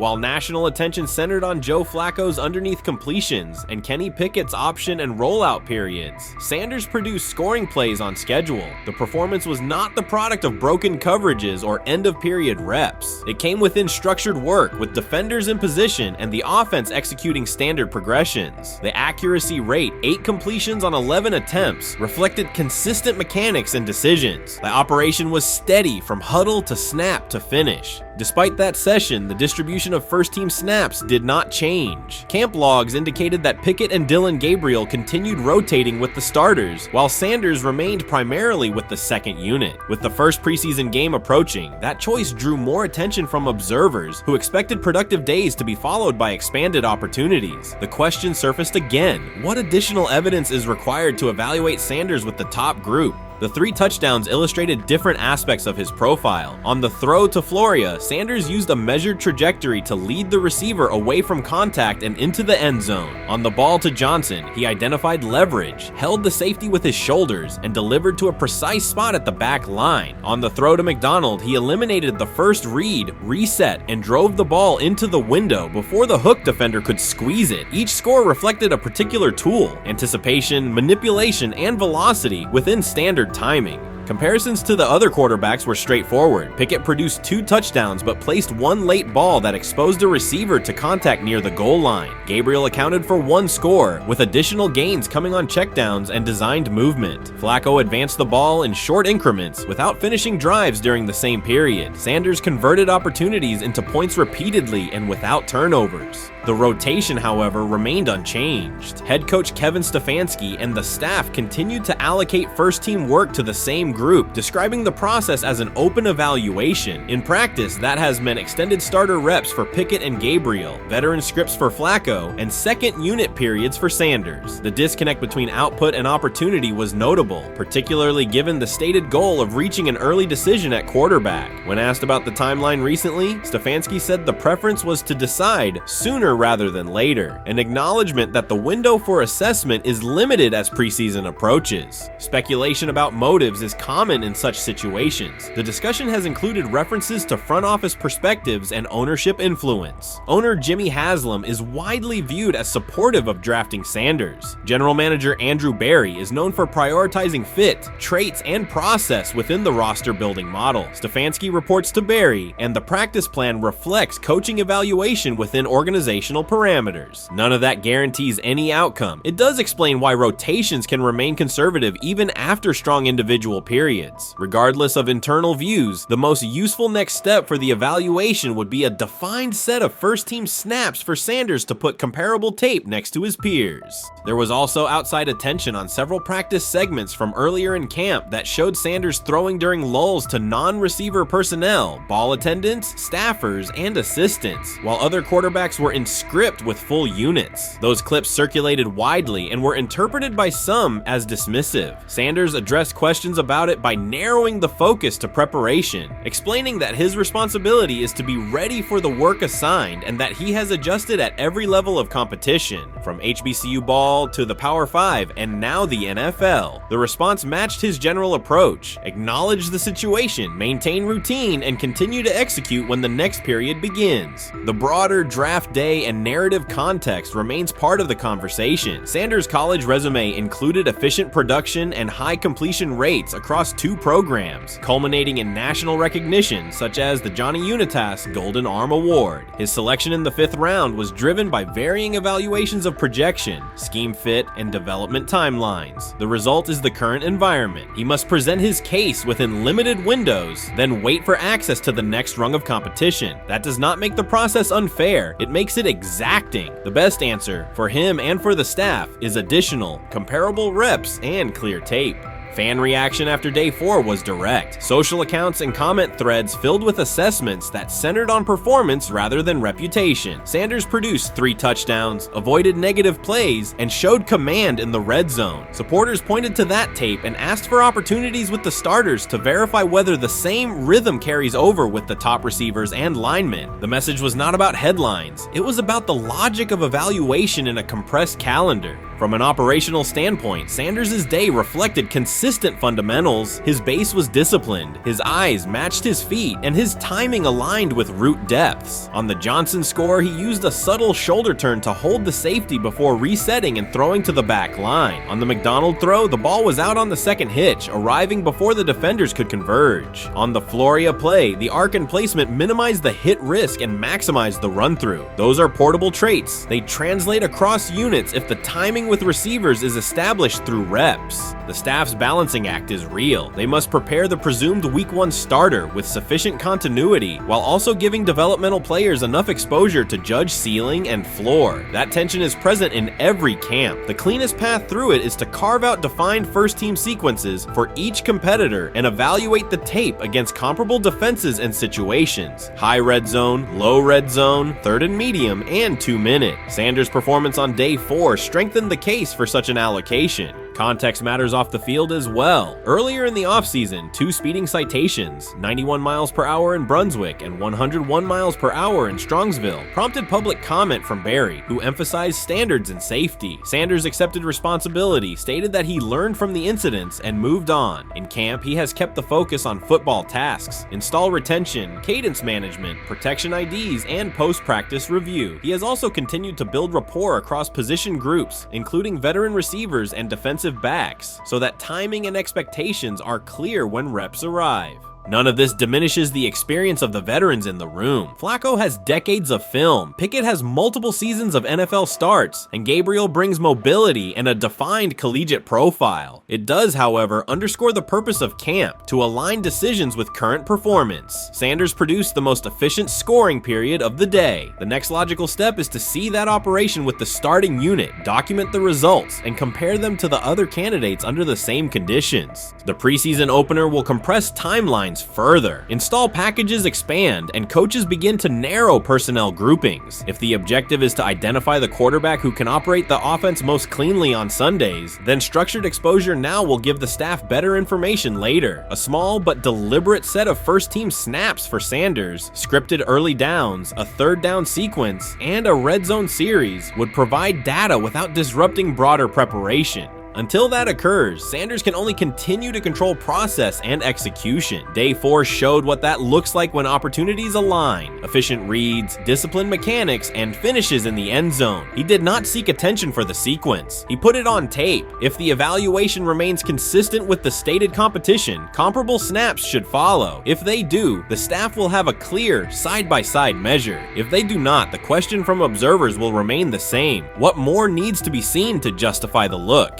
For now, the record from day 4 is clear. 8 completions on 11 attempts, 3 touchdowns, no turnovers, red zone precision, consistent control at the line and in the pocket. Those are tangible outputs. They merit a defined opportunity with the starters as the team moves toward preseason and the decision that follows. Whether or not that opportunity arrives immediately, Sanders has shown the preparation and execution necessary to be evaluated on equal footing. The next step is a matter of allocation, not speculation. This is exactly what he says. I'm told the footage of Shedeur Sanders meeting with the Giants is so bad that both the Browns and the Sanders family have threatened legal action if it is published. The New York Giants have released audio from their draft interview with Shedeur Sanders, and the disclosure has drawn intense public reaction. Fans want to know whether Sanders made critical remarks and why the Giants shared material that should have remained confidential. The situation revolves around an open microphone, contentious comments, and the broader implications of the leak. The New York Giants published a brief, edited segment from their interview with Shedeur Sanders and withheld the remaining footage. Observers are debating whether this was a strategic public relations decision or an attempt to discredit him. The team has offered no additional explanation, and many fans view the limited release as inadequate and potentially misleading. They are demanding full transparency and accusing the organization of orchestrating a negative narrative. While criticism of Sanders is vocal, his supporters are responding with equal intensity. There was another team that he sat down with. What do you mean it didn't go well after that? So, he was pissed that they did that to him. They did that to him. He counter-confronted them. The same thing they do to every other quarterback prospect. They did that to him. They slide in a mistake to see if you catch it. Right. And so because you're the quarterback. But he didn't take it as a correction. He took it as like he got pissed off. Yeah, and it's like so here's another one. So another one was, he throws a bad interception, and Like it was a deep throw early in the game, and he comes back and they go in the meeting, they show the interception. The Giants have released only a brief excerpt of the interview and are refusing to share the rest. Their decision has drawn criticism across TikTok, X, and Facebook, where many see it as a poorly handled public relations move. Fans are calling for the full recording to be published so the situation can be judged in its entirety. The GM is on film that the son, they asked the son last draft, yo, who you think I should pick? His son like, yo, you need to get the Jaden Daniels, big. This is what his son, it's on tape. You should go Jaden Daniels. He laughing at his son. And all right, cool, get Jaden Daniels. I don't even know how that tape got out. I wouldn't have let the get out. Shedeur Sanders appears unfazed by the situation. Although the Giants suggested he was more hype than substance, their handling of the interview has instead elevated his visibility. Analysts across major sports outlets are now discussing him more than before, keeping his name prominent in the news cycle. New York Giants, where these tapes at? You hear me? Because if Shedeur Sanders was so unprofessional, y'all would have leaked the tapes for the whole world could see, right? Cause understand, it's a lot of he say, she say. But one thing I do know, as a young black man growing up in this world, being straightforward and not sugarcoat anything. The Giants' PR team appears to reject Sanders' family connection outright, a decision many view as unprofessional and lacking nuance. Internal discussions seem to have dismissed quarterbacks with prominent relatives as poor fits for the organization, revealing limited awareness of public perception. The response was swift. A single edited clip ignited widespread debate on social media, with fans asking why essential segments were held back and what the team might be hiding. Critics argue that if the full interview contains nothing damaging, the club should release it in its entirety. Online discussion intensified immediately and continues to gain momentum. What they do during the film and the combine and the meetings is teams will install mistakes intentionally planted in the install, and they want you to catch them. Shedeur didn't, and when a coach called him out, once again, it didn't sit well. It's like, bro, there's not many teams needing quarterbacks, especially since Pittsburgh appears to have a deal with Aaron Rodgers and Tennessee's getting Kale Moore. The Giants' decision to withhold the full interview has produced an unintended result. Instead of diminishing interest in Shedeur Sanders, it has intensified it. Media outlets and analysts are now examining every on-field rep, press comment, and public appearance as evidence of how he conducts himself under scrutiny. Each throw, adjustment, and answer is tracked and evaluated against league standards, reinforcing the view that he remains composed and professional. Many fans contend that the organization has misrepresented Sanders and suggest the issue may stem from the Giants' view of his father, Deion Sanders. They see the partial release as an attempt to raise doubts about his character by association. That perception has only made his profile more compelling. The discussion has shifted from whether he deserves a high draft position to how effectively he withstands sustained pressure. Sanders is now regarded not just as a talented prospect, but as a symbol of resilience, central to debates about transparency and organizational strategy. Even if the Giants eventually provide more context, the visibility they have created for him is unlikely to fade. The most fun yet the most difficult thing I cover and we cover all year long is not games. It's the NFL draft. Because I've said this many times, you get lied to for a month to 2 months up to it. And so often during the draft, and every few drafts, there's a guy that really falls, precipitously falls. This year it was Shedeur Sanders, it's been Aaron Rodgers, it's been Dan Marino. Every few years somebody falls a lot. And so, but those stories don't come out until like the fall. Criticism of Shedeur Sanders from within the Giants organization has become increasingly public. Team communications appear focused on casting him as an overhyped prospect, whose character should be questioned. question, a narrative that seems aimed at shaping opinion rather than assessing performance. Yet each selective release or negative remark has instead amplified attention on Sanders and elevated his reputation. Efforts to confine him to a narrow, unfavorable image continue to produce the opposite effect, reinforcing his position as an underdog who endures external pressure. The debate has shifted from football analysis to broader concerns about narrative control and transparency. Fans, reporters, and online communities are still urging the Giants to publish the full interview, arguing that only complete context can resolve speculation. The organization's refusal to comply has intensified scrutiny and led many observers to conclude that the team underestimated public reaction and now faces questions it could have avoided with full disclosure. The tapes, the New York Giants have the tape. They definitely have the tape. It's confirmation that they have the tape. Shedeur didn't do nothing. It's what they saying he did. I'm gonna tell you what these mixed reaction right here. So we already know about the New York Giants, but the Pittsburgh Steelers head coach Mike Tomlin reported admired Sanders' talent but hesitated to draft him due to previous challenges with quarterbacks like Russell Wilson and Justin Fields, leading to more cautious approach. Las Vegas Raiders. Sanders met with Raiders at the NFL scouting combine and expressed enthusiasm about potentially joining the team. His familiarity with the West Coast offense and quick release was noted positive, though concerns about his ceiling. Hours after the Giants posted that short audio clip, the timeline never slowed. Comment threads filled with frame-by-frame breakdowns, lip-read attempts, and side-by-side comparisons of what was said versus what was left out. Reporters called league contacts. No one could explain why a franchise would stir this level of curiosity only to seal the vault. Each refusal sharpened focus on Shedeur Sanders, turning routine throws into national talking points. Analysts kept circling back to the same note. His cadence at the line looks unchanged, steady against the noise. Hashtags demanding the full interview, trend drop, and trend again. Podcast hosts bump scheduled segments to lead with the leak. Rival teams get asked how they would handle a similar situation, then quietly check their own archives. Inside Giants headquarters, the plan to shape the story looks less like strategy and more like a slow burn spotlight they can't switch off. And now every preseason snap, every media availability, every stray sideline camera angle gets fed into a loop that asks, what are they still hiding? The file remains locked. Curiosity keeps compounding. Until someone presses upload or steps to a podium and explains the redactions, the subject drifts away from depth charts and play design, fixing instead on secrecy, control, and the risk of underestimating how fast attention turns pressure into permanence. Momentum isn't fading, it keeps recalibrating, louder, impossible to mute.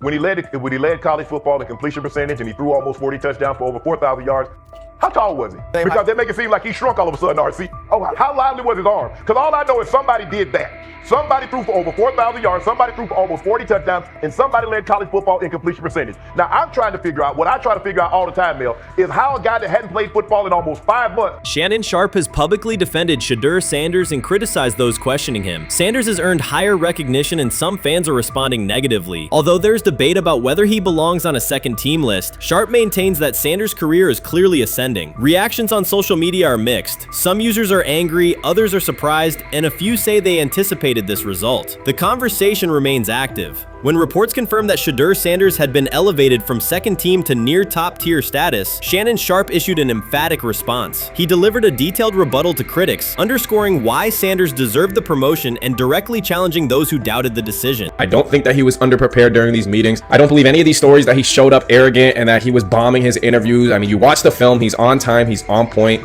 You watch his interviews, he answers like a 10-year NFL veteran. Like, he's clearly dominating OTAs. It's every single day there's a new report of how well he's doing for the Browns in OTAs. And I mean, you can say what you want, it's just OTAs. Okay, if that's your new narrative, then he's doing exactly what he needs to be doing. He's on point, he's on time, he's getting the respect of his teammates, and he's making plays. So we're gonna see years down the line, something's gonna come out that I don't know what exactly it was, but something will come out. Critics have been waiting for an opportunity to dismiss Sanders. They labeled him overrated, accused him of benefiting from nepotism, and claimed his profile came only from his last name and polished image. Within their own echo chamber, they cited every game in which he fell short of huge passing numbers as validation of their doubts. Since Sanders has begun receiving formal recognition, criticism has escalated. A wave of self-appointed analysts is dissecting his throwing mechanics and team role, and many online commentators now argue that his promotion reflects deeper problems within the sport. Shannon Sharpe rejected each criticism directed at Shedeur Sanders. During the broadcast, he turned a routine segment into a detailed examination, acting as presenter, interrogator, and fact-checker. Sharpe walked viewers through game film, season statistics, and scouting reports to show why Sanders merited his recent promotion. Whenever a panelist claimed Sanders had not earned the role, Sharpe countered with completion percentages, efficiency ratings under pressure, and documented late-game drives that changed outcomes. He stressed that the backlash was driven less by on-field evidence and more by reluctance to revise earlier opinions. Sharpe argued that critics were upset not because Sanders lacked qualifications, but because his progress contradicted their initial narrative.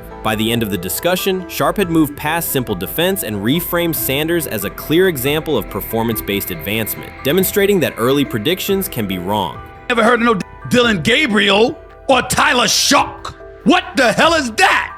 So how is Shedeur Sanders going behind them? I'll tell you how. Collusion. 4 different times they passed on him. How the hell does that happen? 4 rounds. It doesn't happen to a quarterback. We've never seen anything like this before. Shedeur Sanders with the watch. Shedeur Sanders with his bravado. Shedeur Sanders with this supposed arrogance or whatever. Shedeur Sanders' advancement did not happen by chance. While detractors questioned his resume online, he continued to prepare, attend every practice, and deliver accurate throws under pressure. The contrast between his output and the complaints directed at him has been stark. Some critics even argued the selection committee was, quote, biased toward performance, as if rewarding strong play were improper. Rumors quickly followed. Certain commentators speculated that a public relations push from the Sanders family must have influenced voters, suggesting everything from coordinated media strategies to alleged favors for coaches. None of these theories addresses the basic point. Sanders earned his promotion through consistent production, poise in the pocket, precise ball placement, and efficient decision-making. Shannon Sharpe highlighted these facts during his response. He noted that Sanders' performance metrics justify the recognition and emphasize that resistance to the move stems more from prior prejudice than from substantive evaluation. For Sharpe, the goal was clear: present the data, challenge unfounded claims, and correct the narrative. The discussion, therefore, became a broader statement about acknowledging merit and abandoning outdated assumptions. Colin Cowherd defend college basketball coaches who have gotten a DUI, come to their defense and say they didn't need to be fired, that they deserve a second chance. But Shedeur Sanders drives 40 miles over the speed limit, gets a one-on-one ticket, and Colin Cowherd comes on his show today and says he's out on Shedeur Sanders. He's seen enough. He can't support him anymore. He can't be in the Shedeur Sanders camp because of the speeding ticket. Shannon Sharpe addressed commentators who portray constant doubt as expertise. Those who discount strong performances with "we'll see," but declare bust after a single mistake. He noted their belief that progress only counts if an athlete visibly struggles. Sharpe's response was methodical rather than emotional. He presented evidence, cited statistics, and calmly refuted each claim. Following his remarks, several critics began revising or deleting earlier posts, recasting themselves as longtime supporters of Shedeur Sanders despite having questioned him for months. Sharpe insists on accountability, naming specific individuals and dates while requesting public acknowledgement of prior errors. He argues that analysts cannot spend months undermining a player's potential and then quietly adopt a supportive stance once the athlete succeeds. These are serious, big-time, top-of-the-line playmakers that they have. If you can go 45 to 42 in the fourth quarter because your quarterback set the school record with 510 yards passing. He was flawless. Shedeur is big time. I didn't know for sure, will it translate to the next level of competition? Yes, it might translate to the next level of competition as he can play. Critics who once claimed Shedeur Sanders was unprepared now hesitate to acknowledge their mistake. They resist retracting earlier comments and struggle to accept that an athlete can succeed without their approval. Sanders continues to share practice clips and game highlights without engaging the debate, while Shannon Sharpe documents every dismissive remark, ready to revisit them on national television. The disapproval did not slow Sanders. It underscored his progress and exposed the gap between perception and performance. As a result, the conversation has shifted. Analysts Analysts who doubted him now describe him as undervalued and publish detailed evaluations of his mechanics and game management, suggesting long-standing familiarity with his career. In a matter of weeks, critics have recast themselves as advocates, demonstrating how quickly opinion can change when consistent results leave little room for doubt. Shannon Sharp signaled that his commentary is not over. He considers Sanders' advancement a positive outcome for every athlete who has been overlooked or criticized for having confidence. Sharp stressed that analysts do not have the authority to determine who deserves recognition based on personal preference. The reaction to Sanders' promotion, he argued, revealed how quickly opinions can shift once results are undeniable. Sharp pointed out that many vocal critics became quiet when confronted with objective performance data. This exchange, Sharp insisted, reached beyond defending a single quarterback. It challenged the practice of dismissing achievements that do not fit familiar narratives. He reminded viewers that success does not require external approval and that consistent talent will surface despite online commentary intended to minimize it. While critics reconsider their positions, Sharp remains steady, assigning credit to the athlete and allowing the scoreboard to confirm the argument. In his view, the statistics speak clearly enough. Sharp also emphasized that the intensity of the backlash must be placed in context. College football is a volatile environment where unexpected outcomes are common. Therefore, declaring failure based on incomplete evidence only weakens the credibility of sports analysis. The discussion underscored the need for measured evaluation rather than reactive judgment. Dak Jackson and him and everybody else that we talked to have said that Shedeur looks good. He looks really good. He looks better. And we got Zach that say Dylan Gabriel ain't even an NFL quarterback. It's true. So how is it that this man can't get a rep with the ones, but that non-NFL quarterback can? We all what agree with sense that. does that make? Some observers now claim that recognizing Shedeur Sanders' strong performance undermines football's traditional standards, even though they previously argued he received coverage only because of his father. Faced with Sanders' current statistics, those critics are searching for explanations that fit their earlier narrative. The data have always been clear. Their earlier objections ignored that fact. Shannon Sharp is openly highlighting this reversal, comparing past negative remarks with Sanders' recent 400-yard games to demonstrate the gap between criticism and evidence. Sharp did not force these commentators to backtrack. He simply displayed their earlier claims alongside Sanders' results, allowing the contrast to speak for itself. The 2025 NFL Draft was expected to be Shedeur Sanders' moment. Many projected him as a top 10 talent and a headline quarterback in one of the most discussed college football storylines in years. Instead of walking across the stage on the first night, he waited through 3 days without a call. There was no celebration, only silence. When the phone finally rang at pick no. 144 in the 5th round, it was the Cleveland Browns. With that selection, the financial outlook changed dramatically. The Sanders family believes this was not a typical draft slide, but the result of coordinated action. They are pursuing a $100 million lawsuit alleging collusion across parts of the league. In the months before the draft, Sanders was consistently discussed among the top quarterbacks in the class. Television and digital analysts praised his poise, accuracy, leadership, and command. Scouts highlighted a 74.1% completion rate, record-setting stretches at Colorado, and his rise from an HBCU star to a national figure. Consensus expectations placed him in the first round or early second. Draft night unfolded differently. As picks accumulated, there was little indication that his name would be called. The atmosphere at his private gathering shifted from anticipation to doubt. When the Browns selected him late on day 3, projections for his first contract dropped from an estimated range in the mid-$30 million to approximately $4.6 million,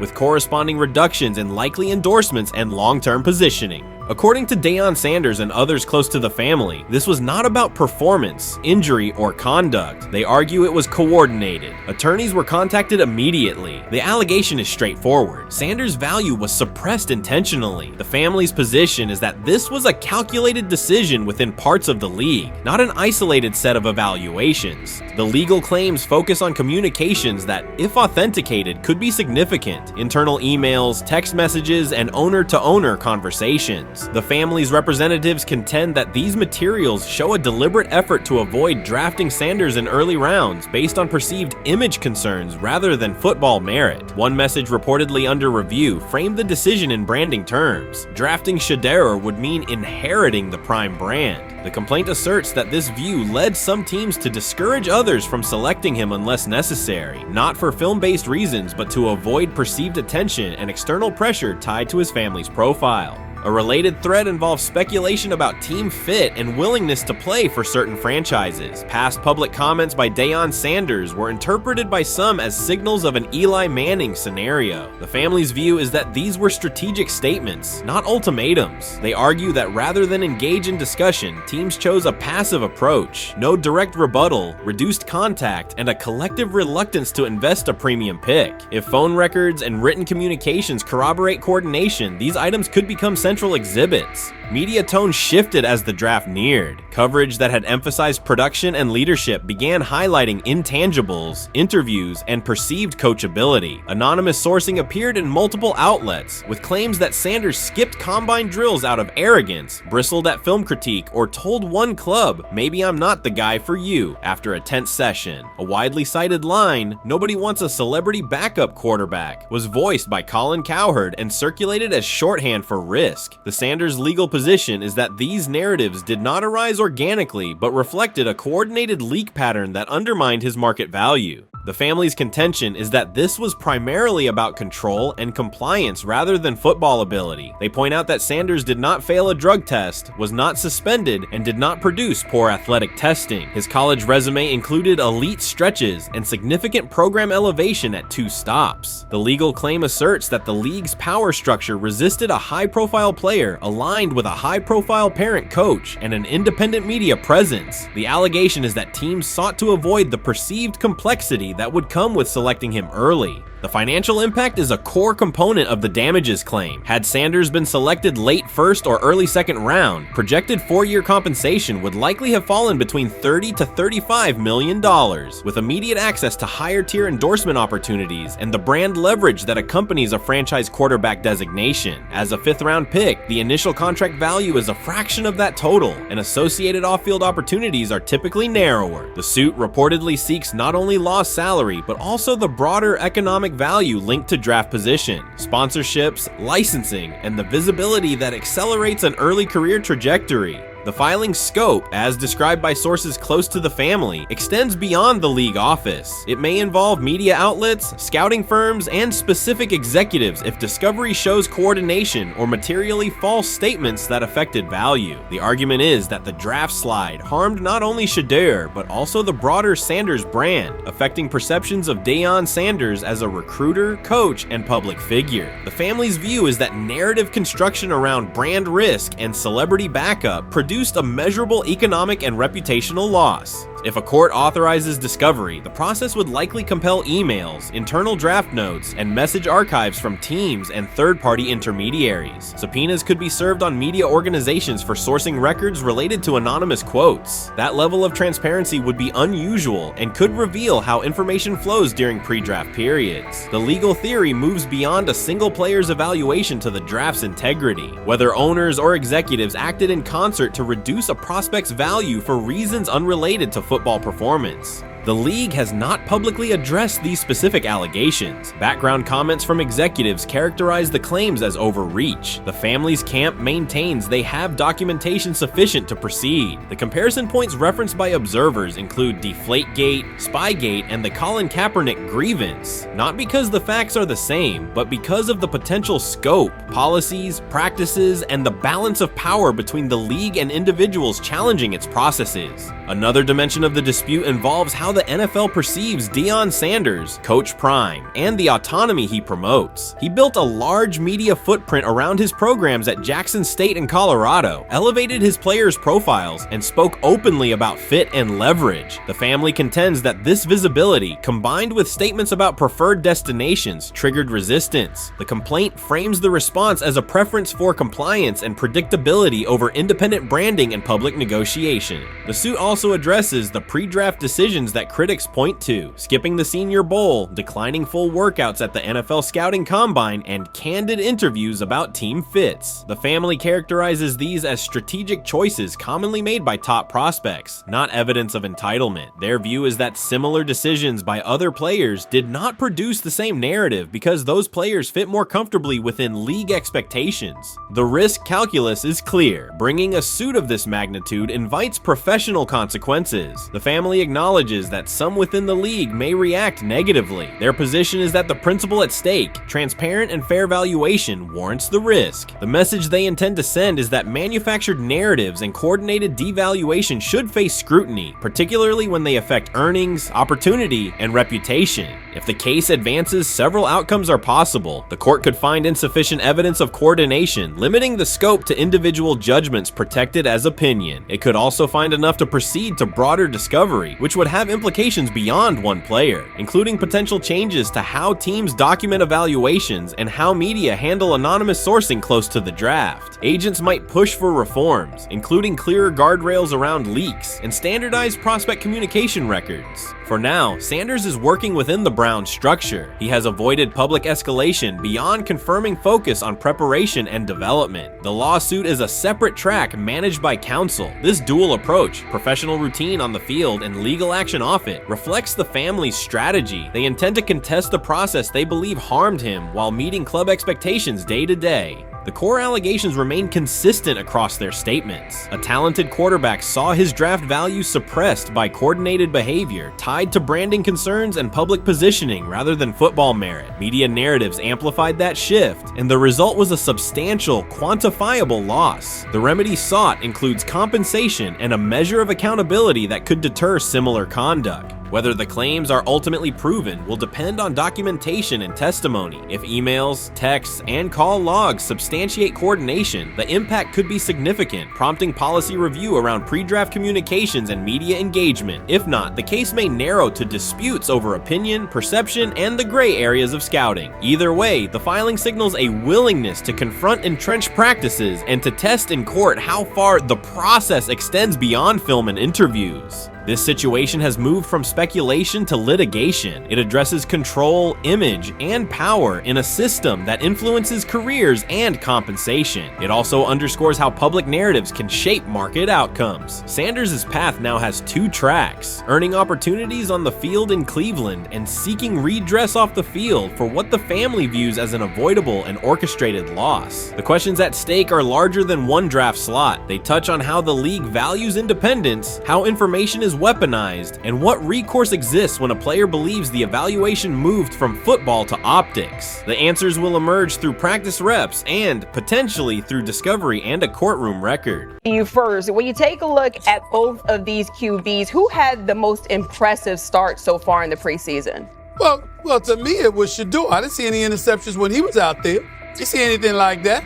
I mean, don't get me wrong. I don't think Dillon Gabriel did a bad job. I was impressed with the brother, but I'm going to go with Shedeur. You know, the pressure was on him, the spotlight was on him. Stephen A. Smith didn't just call out Dillon Gabriel. He held him accountable and made him rethink his comments. The moment Dillon Gabriel spoke and went after Shedeur Sanders, it wasn't a minor slip. He crossed the line and stepped directly into Stephen A. Smith's wheelhouse. And Smith answered with a clear, direct response that left no room for misinterpretation. The comparisons were emanating from the media more so than anybody else. And that's what I think, that's exactly who I think he was directing his comments towards. Having said that, Dillon Gabriel, respectfully, it was stupid. A very dumb comment to make. First of all, let me tell you something right now.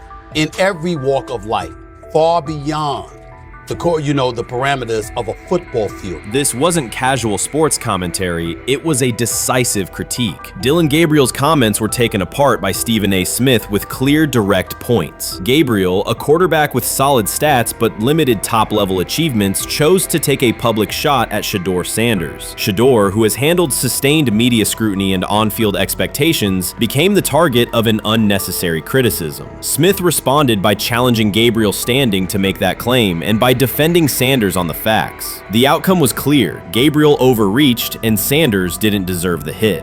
Dan Orlovsky would sit up here in comparison to Shedeur Sanders, who did no such thing, and say, hey, thought he looked better.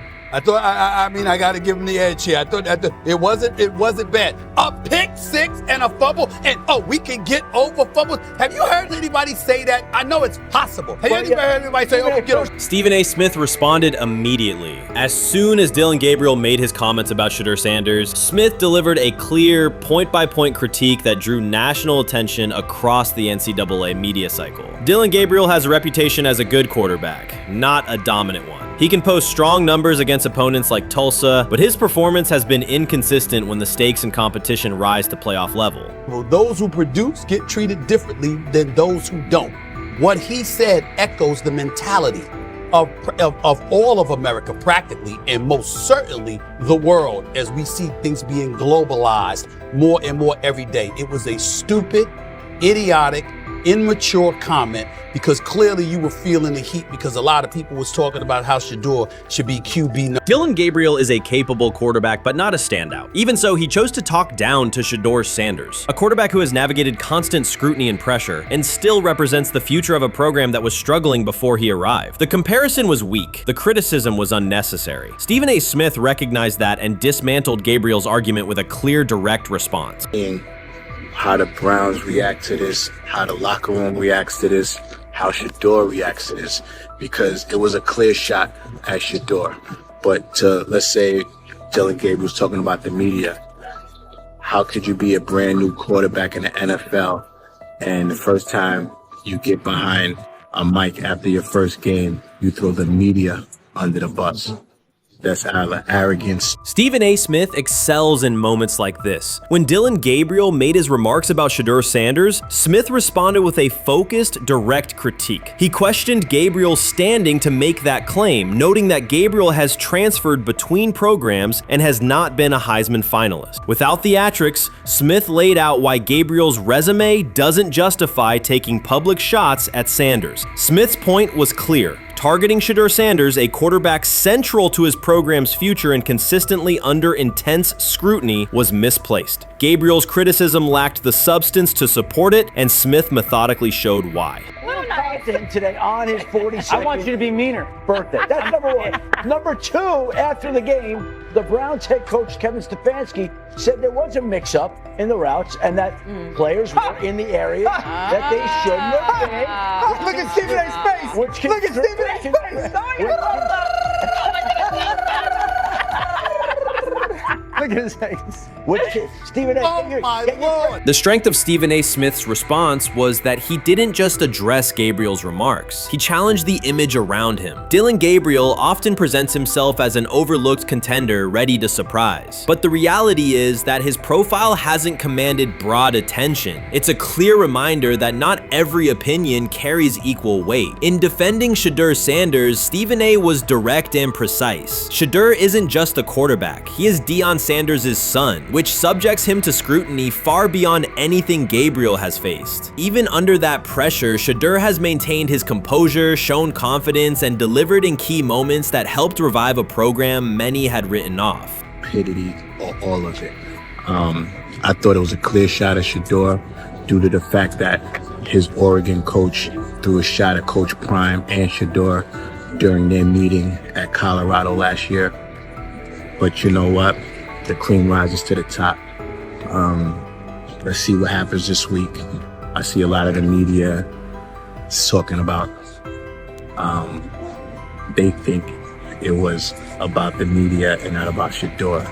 And I think that's a chess move. For Dillon Gabriel to take shots at Shedeur Sanders was a miscalculation. Stephen A. Smith made the mismatch clear. Gabriel's attempt to shame Sanders was unnecessary and counterproductive. You don't target Deion Sanders' son when Deion has turned Colorado into primetime television. It underscored that Dillon Gabriel has often played with a chip on his shoulder because the spotlight hasn't followed him. He has been around long enough to compile numbers but not to earn broad respect. That's why going after Shedeur was misguided. Sanders, despite ups and downs, drives headlines. Gabriel's most notable headlines have been his transfers. Stephen A. Smith pressed that point without hesitation, challenging Gabriel's standing and leaving his argument looking like a forced throw that turns into a pick six.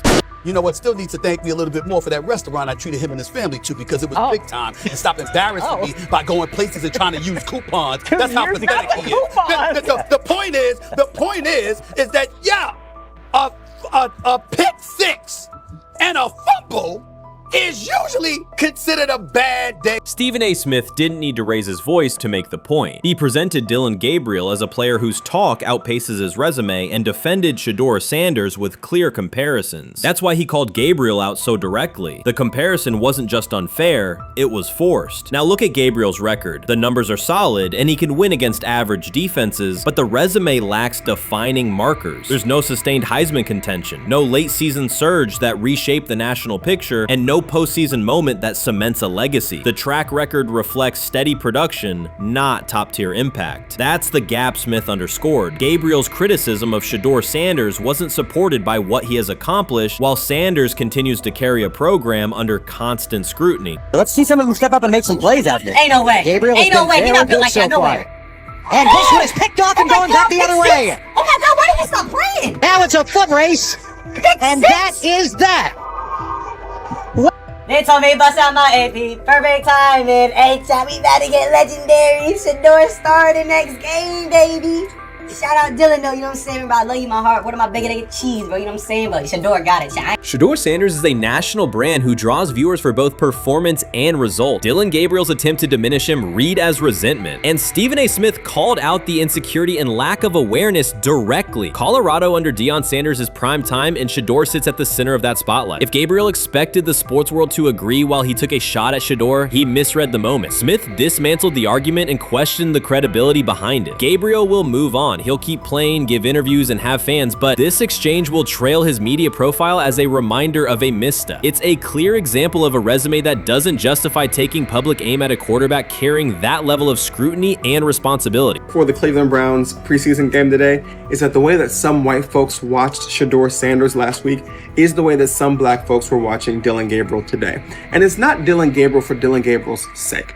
Most folks don't have a problem with Dillon Gabriel. It's what he represents, which is the disrespect of a black person for no other apparent reason than they are a confident black person. Dillon Gabriel thought he was aiming up. Instead, he was placed back among quarterbacks who are good but not great. Stephen A. Smith made the central point. Dillon Gabriel doesn't shape the conversation. Sports are about narrative as much as numbers, and Gabriel's story doesn't move the culture, while Shedeur Sanders does. Smith highlighted that contrast clearly. By the end, Gabriel's credibility had taken a measurable hit. The critique was decisive and sent a broader message to any player considering public shots at Shedeur Sanders. If you step into that debate, you will be held to a higher standard and your resume will be tested. Dillon Gabriel learned that the hard way. What it is that they're doing is they're treating Shedeur Sanders like a 5th round pick. Right. We're not covering every 5th round pick in the NFL hoping that he gets an opportunity to be the starter on day one.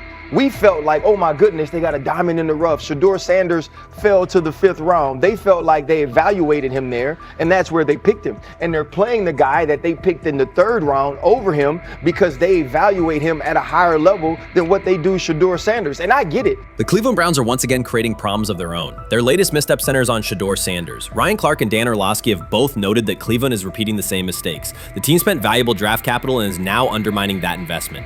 This reflects a persistent issue in the organization's decision-making. It's not just a football decision, it's a pattern of self-inflicted setbacks. Habits and some of the traits that we saw show up in college were very prevalent this past weekend against the Rams. Holding onto the football, catching the snap and not reading the defense, kind of evaluating what the defensive line is doing, and then trying to see if you can go make a play, and that's the concern. Okay, it's 1st and 10. They want a play-action double move at the bottom of the screen.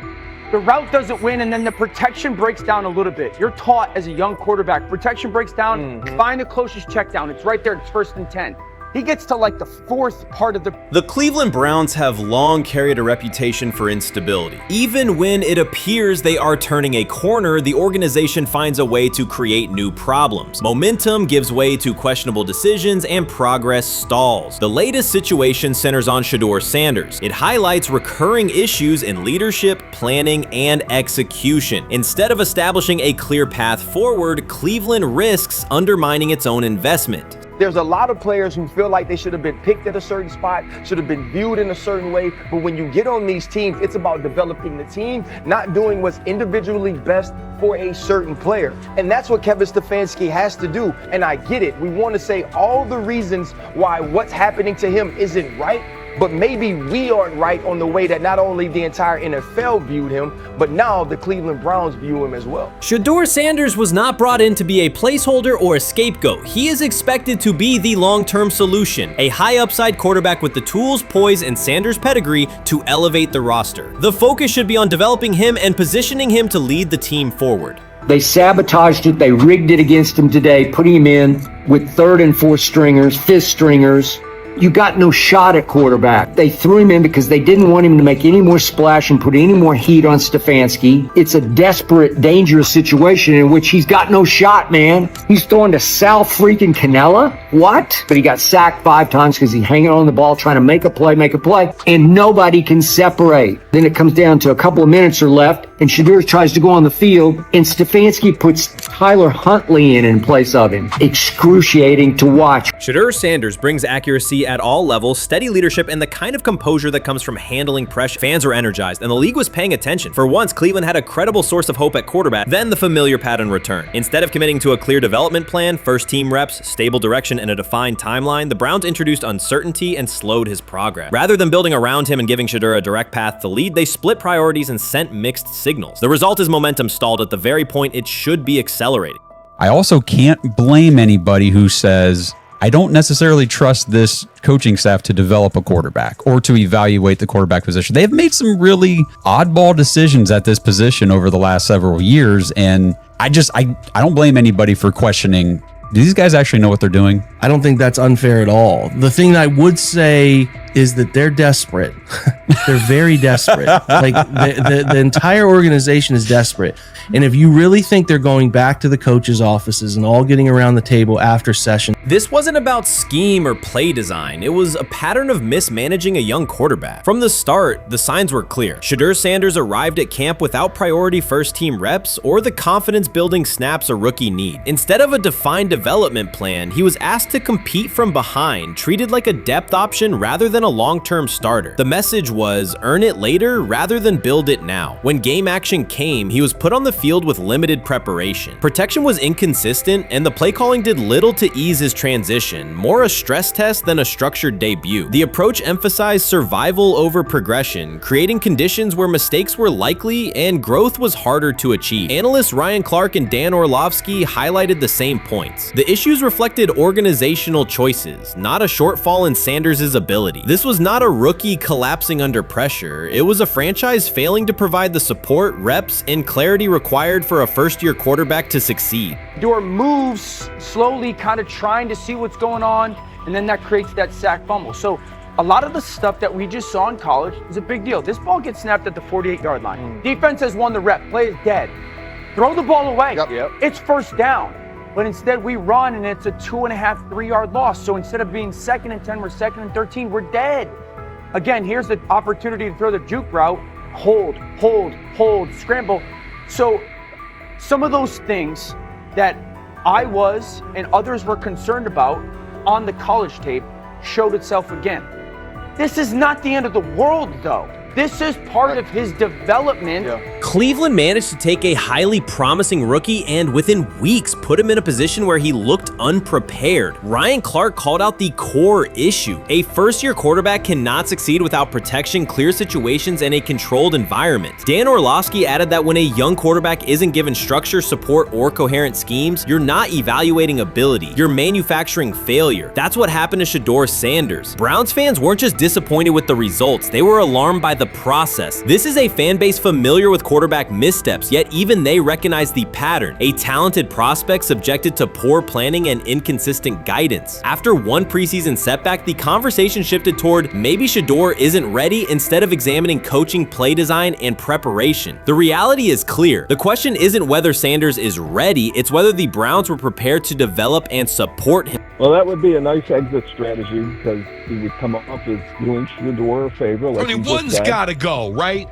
One's got to go, to clear this thing up. At some point, but I'm sorry, I know they don't care. If they were to trade Shedeur Sanders now after that preseason performance and he would go on to be good. The organization has cycled through quarterbacks for years, and the pattern is unchanged. Blame the player, protect the system, and repeat the same mistakes. Fans are split. Some argue Shedeur Sanders needs time and support, while others treat one rough outing as proof he isn't the answer. That division hides the real problem: the Browns' process. This isn't Shedeur failing, it's the team failing Shedeur. Across the league, successful teams create clear development paths. Kansas City brought Patrick Mahomes along behind a veteran and tailored the offense before handing him the job.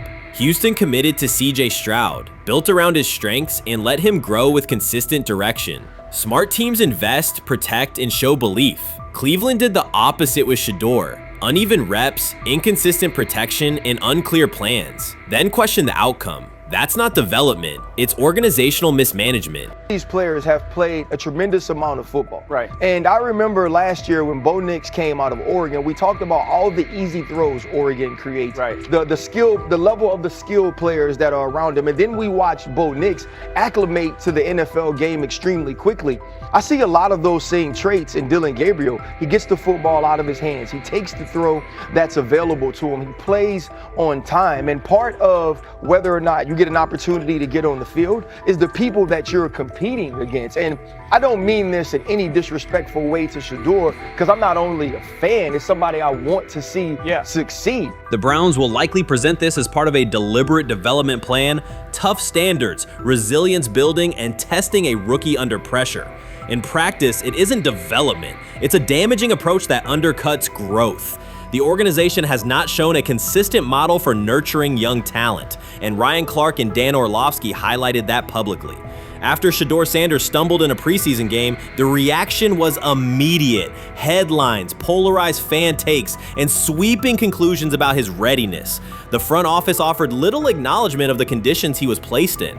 Clark's point was direct. You do not evaluate a rookie by how he looks in a setup designed for failure. You evaluate him when he's properly supported. Orlovsky explained how poor coaching choices, protection, sequencing, and role clarity can quickly erode confidence and stall development. The issue was not Sanders' ability, it was Cleveland's process, which appeared disorganized and unprofessional for an NFL operation.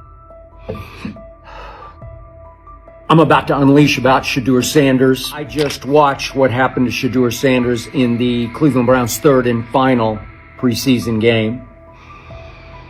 And I'm outraged, I'm sickened, and I'm saddened by the way Shedeur continues to be treated in the National Football League, now by those sorry-ass Browns and sorry-ass Kevin Stefanski. The Cleveland Browns are once again mishandling a promising quarterback. Skip Bayless criticized the organization for failing to develop Shedeur Sanders and for misusing his skill set. He argued that the team's decisions are undermining Sanders' progress and turning a major investment into a cautionary example. Bayless pointed to inconsistent usage, questionable play calling, and a lack of clear direction as key issues limiting Sanders. He said the Browns need a defined development plan and stronger support if they expect Sanders to succeed. Skip Bayless delivered a direct, critical assessment this week. After seeing Shedeur Sanders in a Browns uniform, he argued that Cleveland is mishandling the quarterback and undermining his development. Bayless said the team's approach shows poor planning and inadequate support around Sanders. He dismissed excuses about strategy and emphasized the need for better coaching, deployment, and protection. In his view, the Browns are setting themselves up for problems before the season begins unless they establish a clear plan for Sanders. Given the team's recent decisions, his reaction is understandable. Cleveland has a history of inconsistent quarterback development. Shedeur Sanders is a premium prospect, the son of a Hall of Famer, a proven college performer, and a widely recognized figure. The organization should prioritize his reps, protection, and a clear development plan, not place him behind Dillon Gabriel as if he were a secondary option.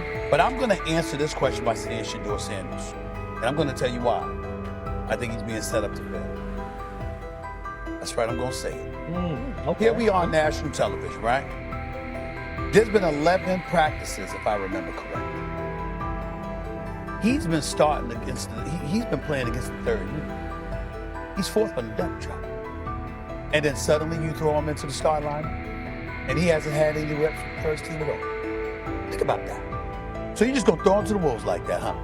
I mean, you know, if he had first team snaps in practice. Yet here we are. Cleveland has one of the most publicized prospects and is handling him like a depth piece. The broader issue is the franchise's long record of quarterback instability and inconsistent development. That history colors every move they make. When the Browns draft a quarterback, fans don't anticipate a long-term answer. They brace for another reset. Shedeur Sanders should be treated as a priority, not as an afterthought behind Dillon Gabriel. Let's give him a chance.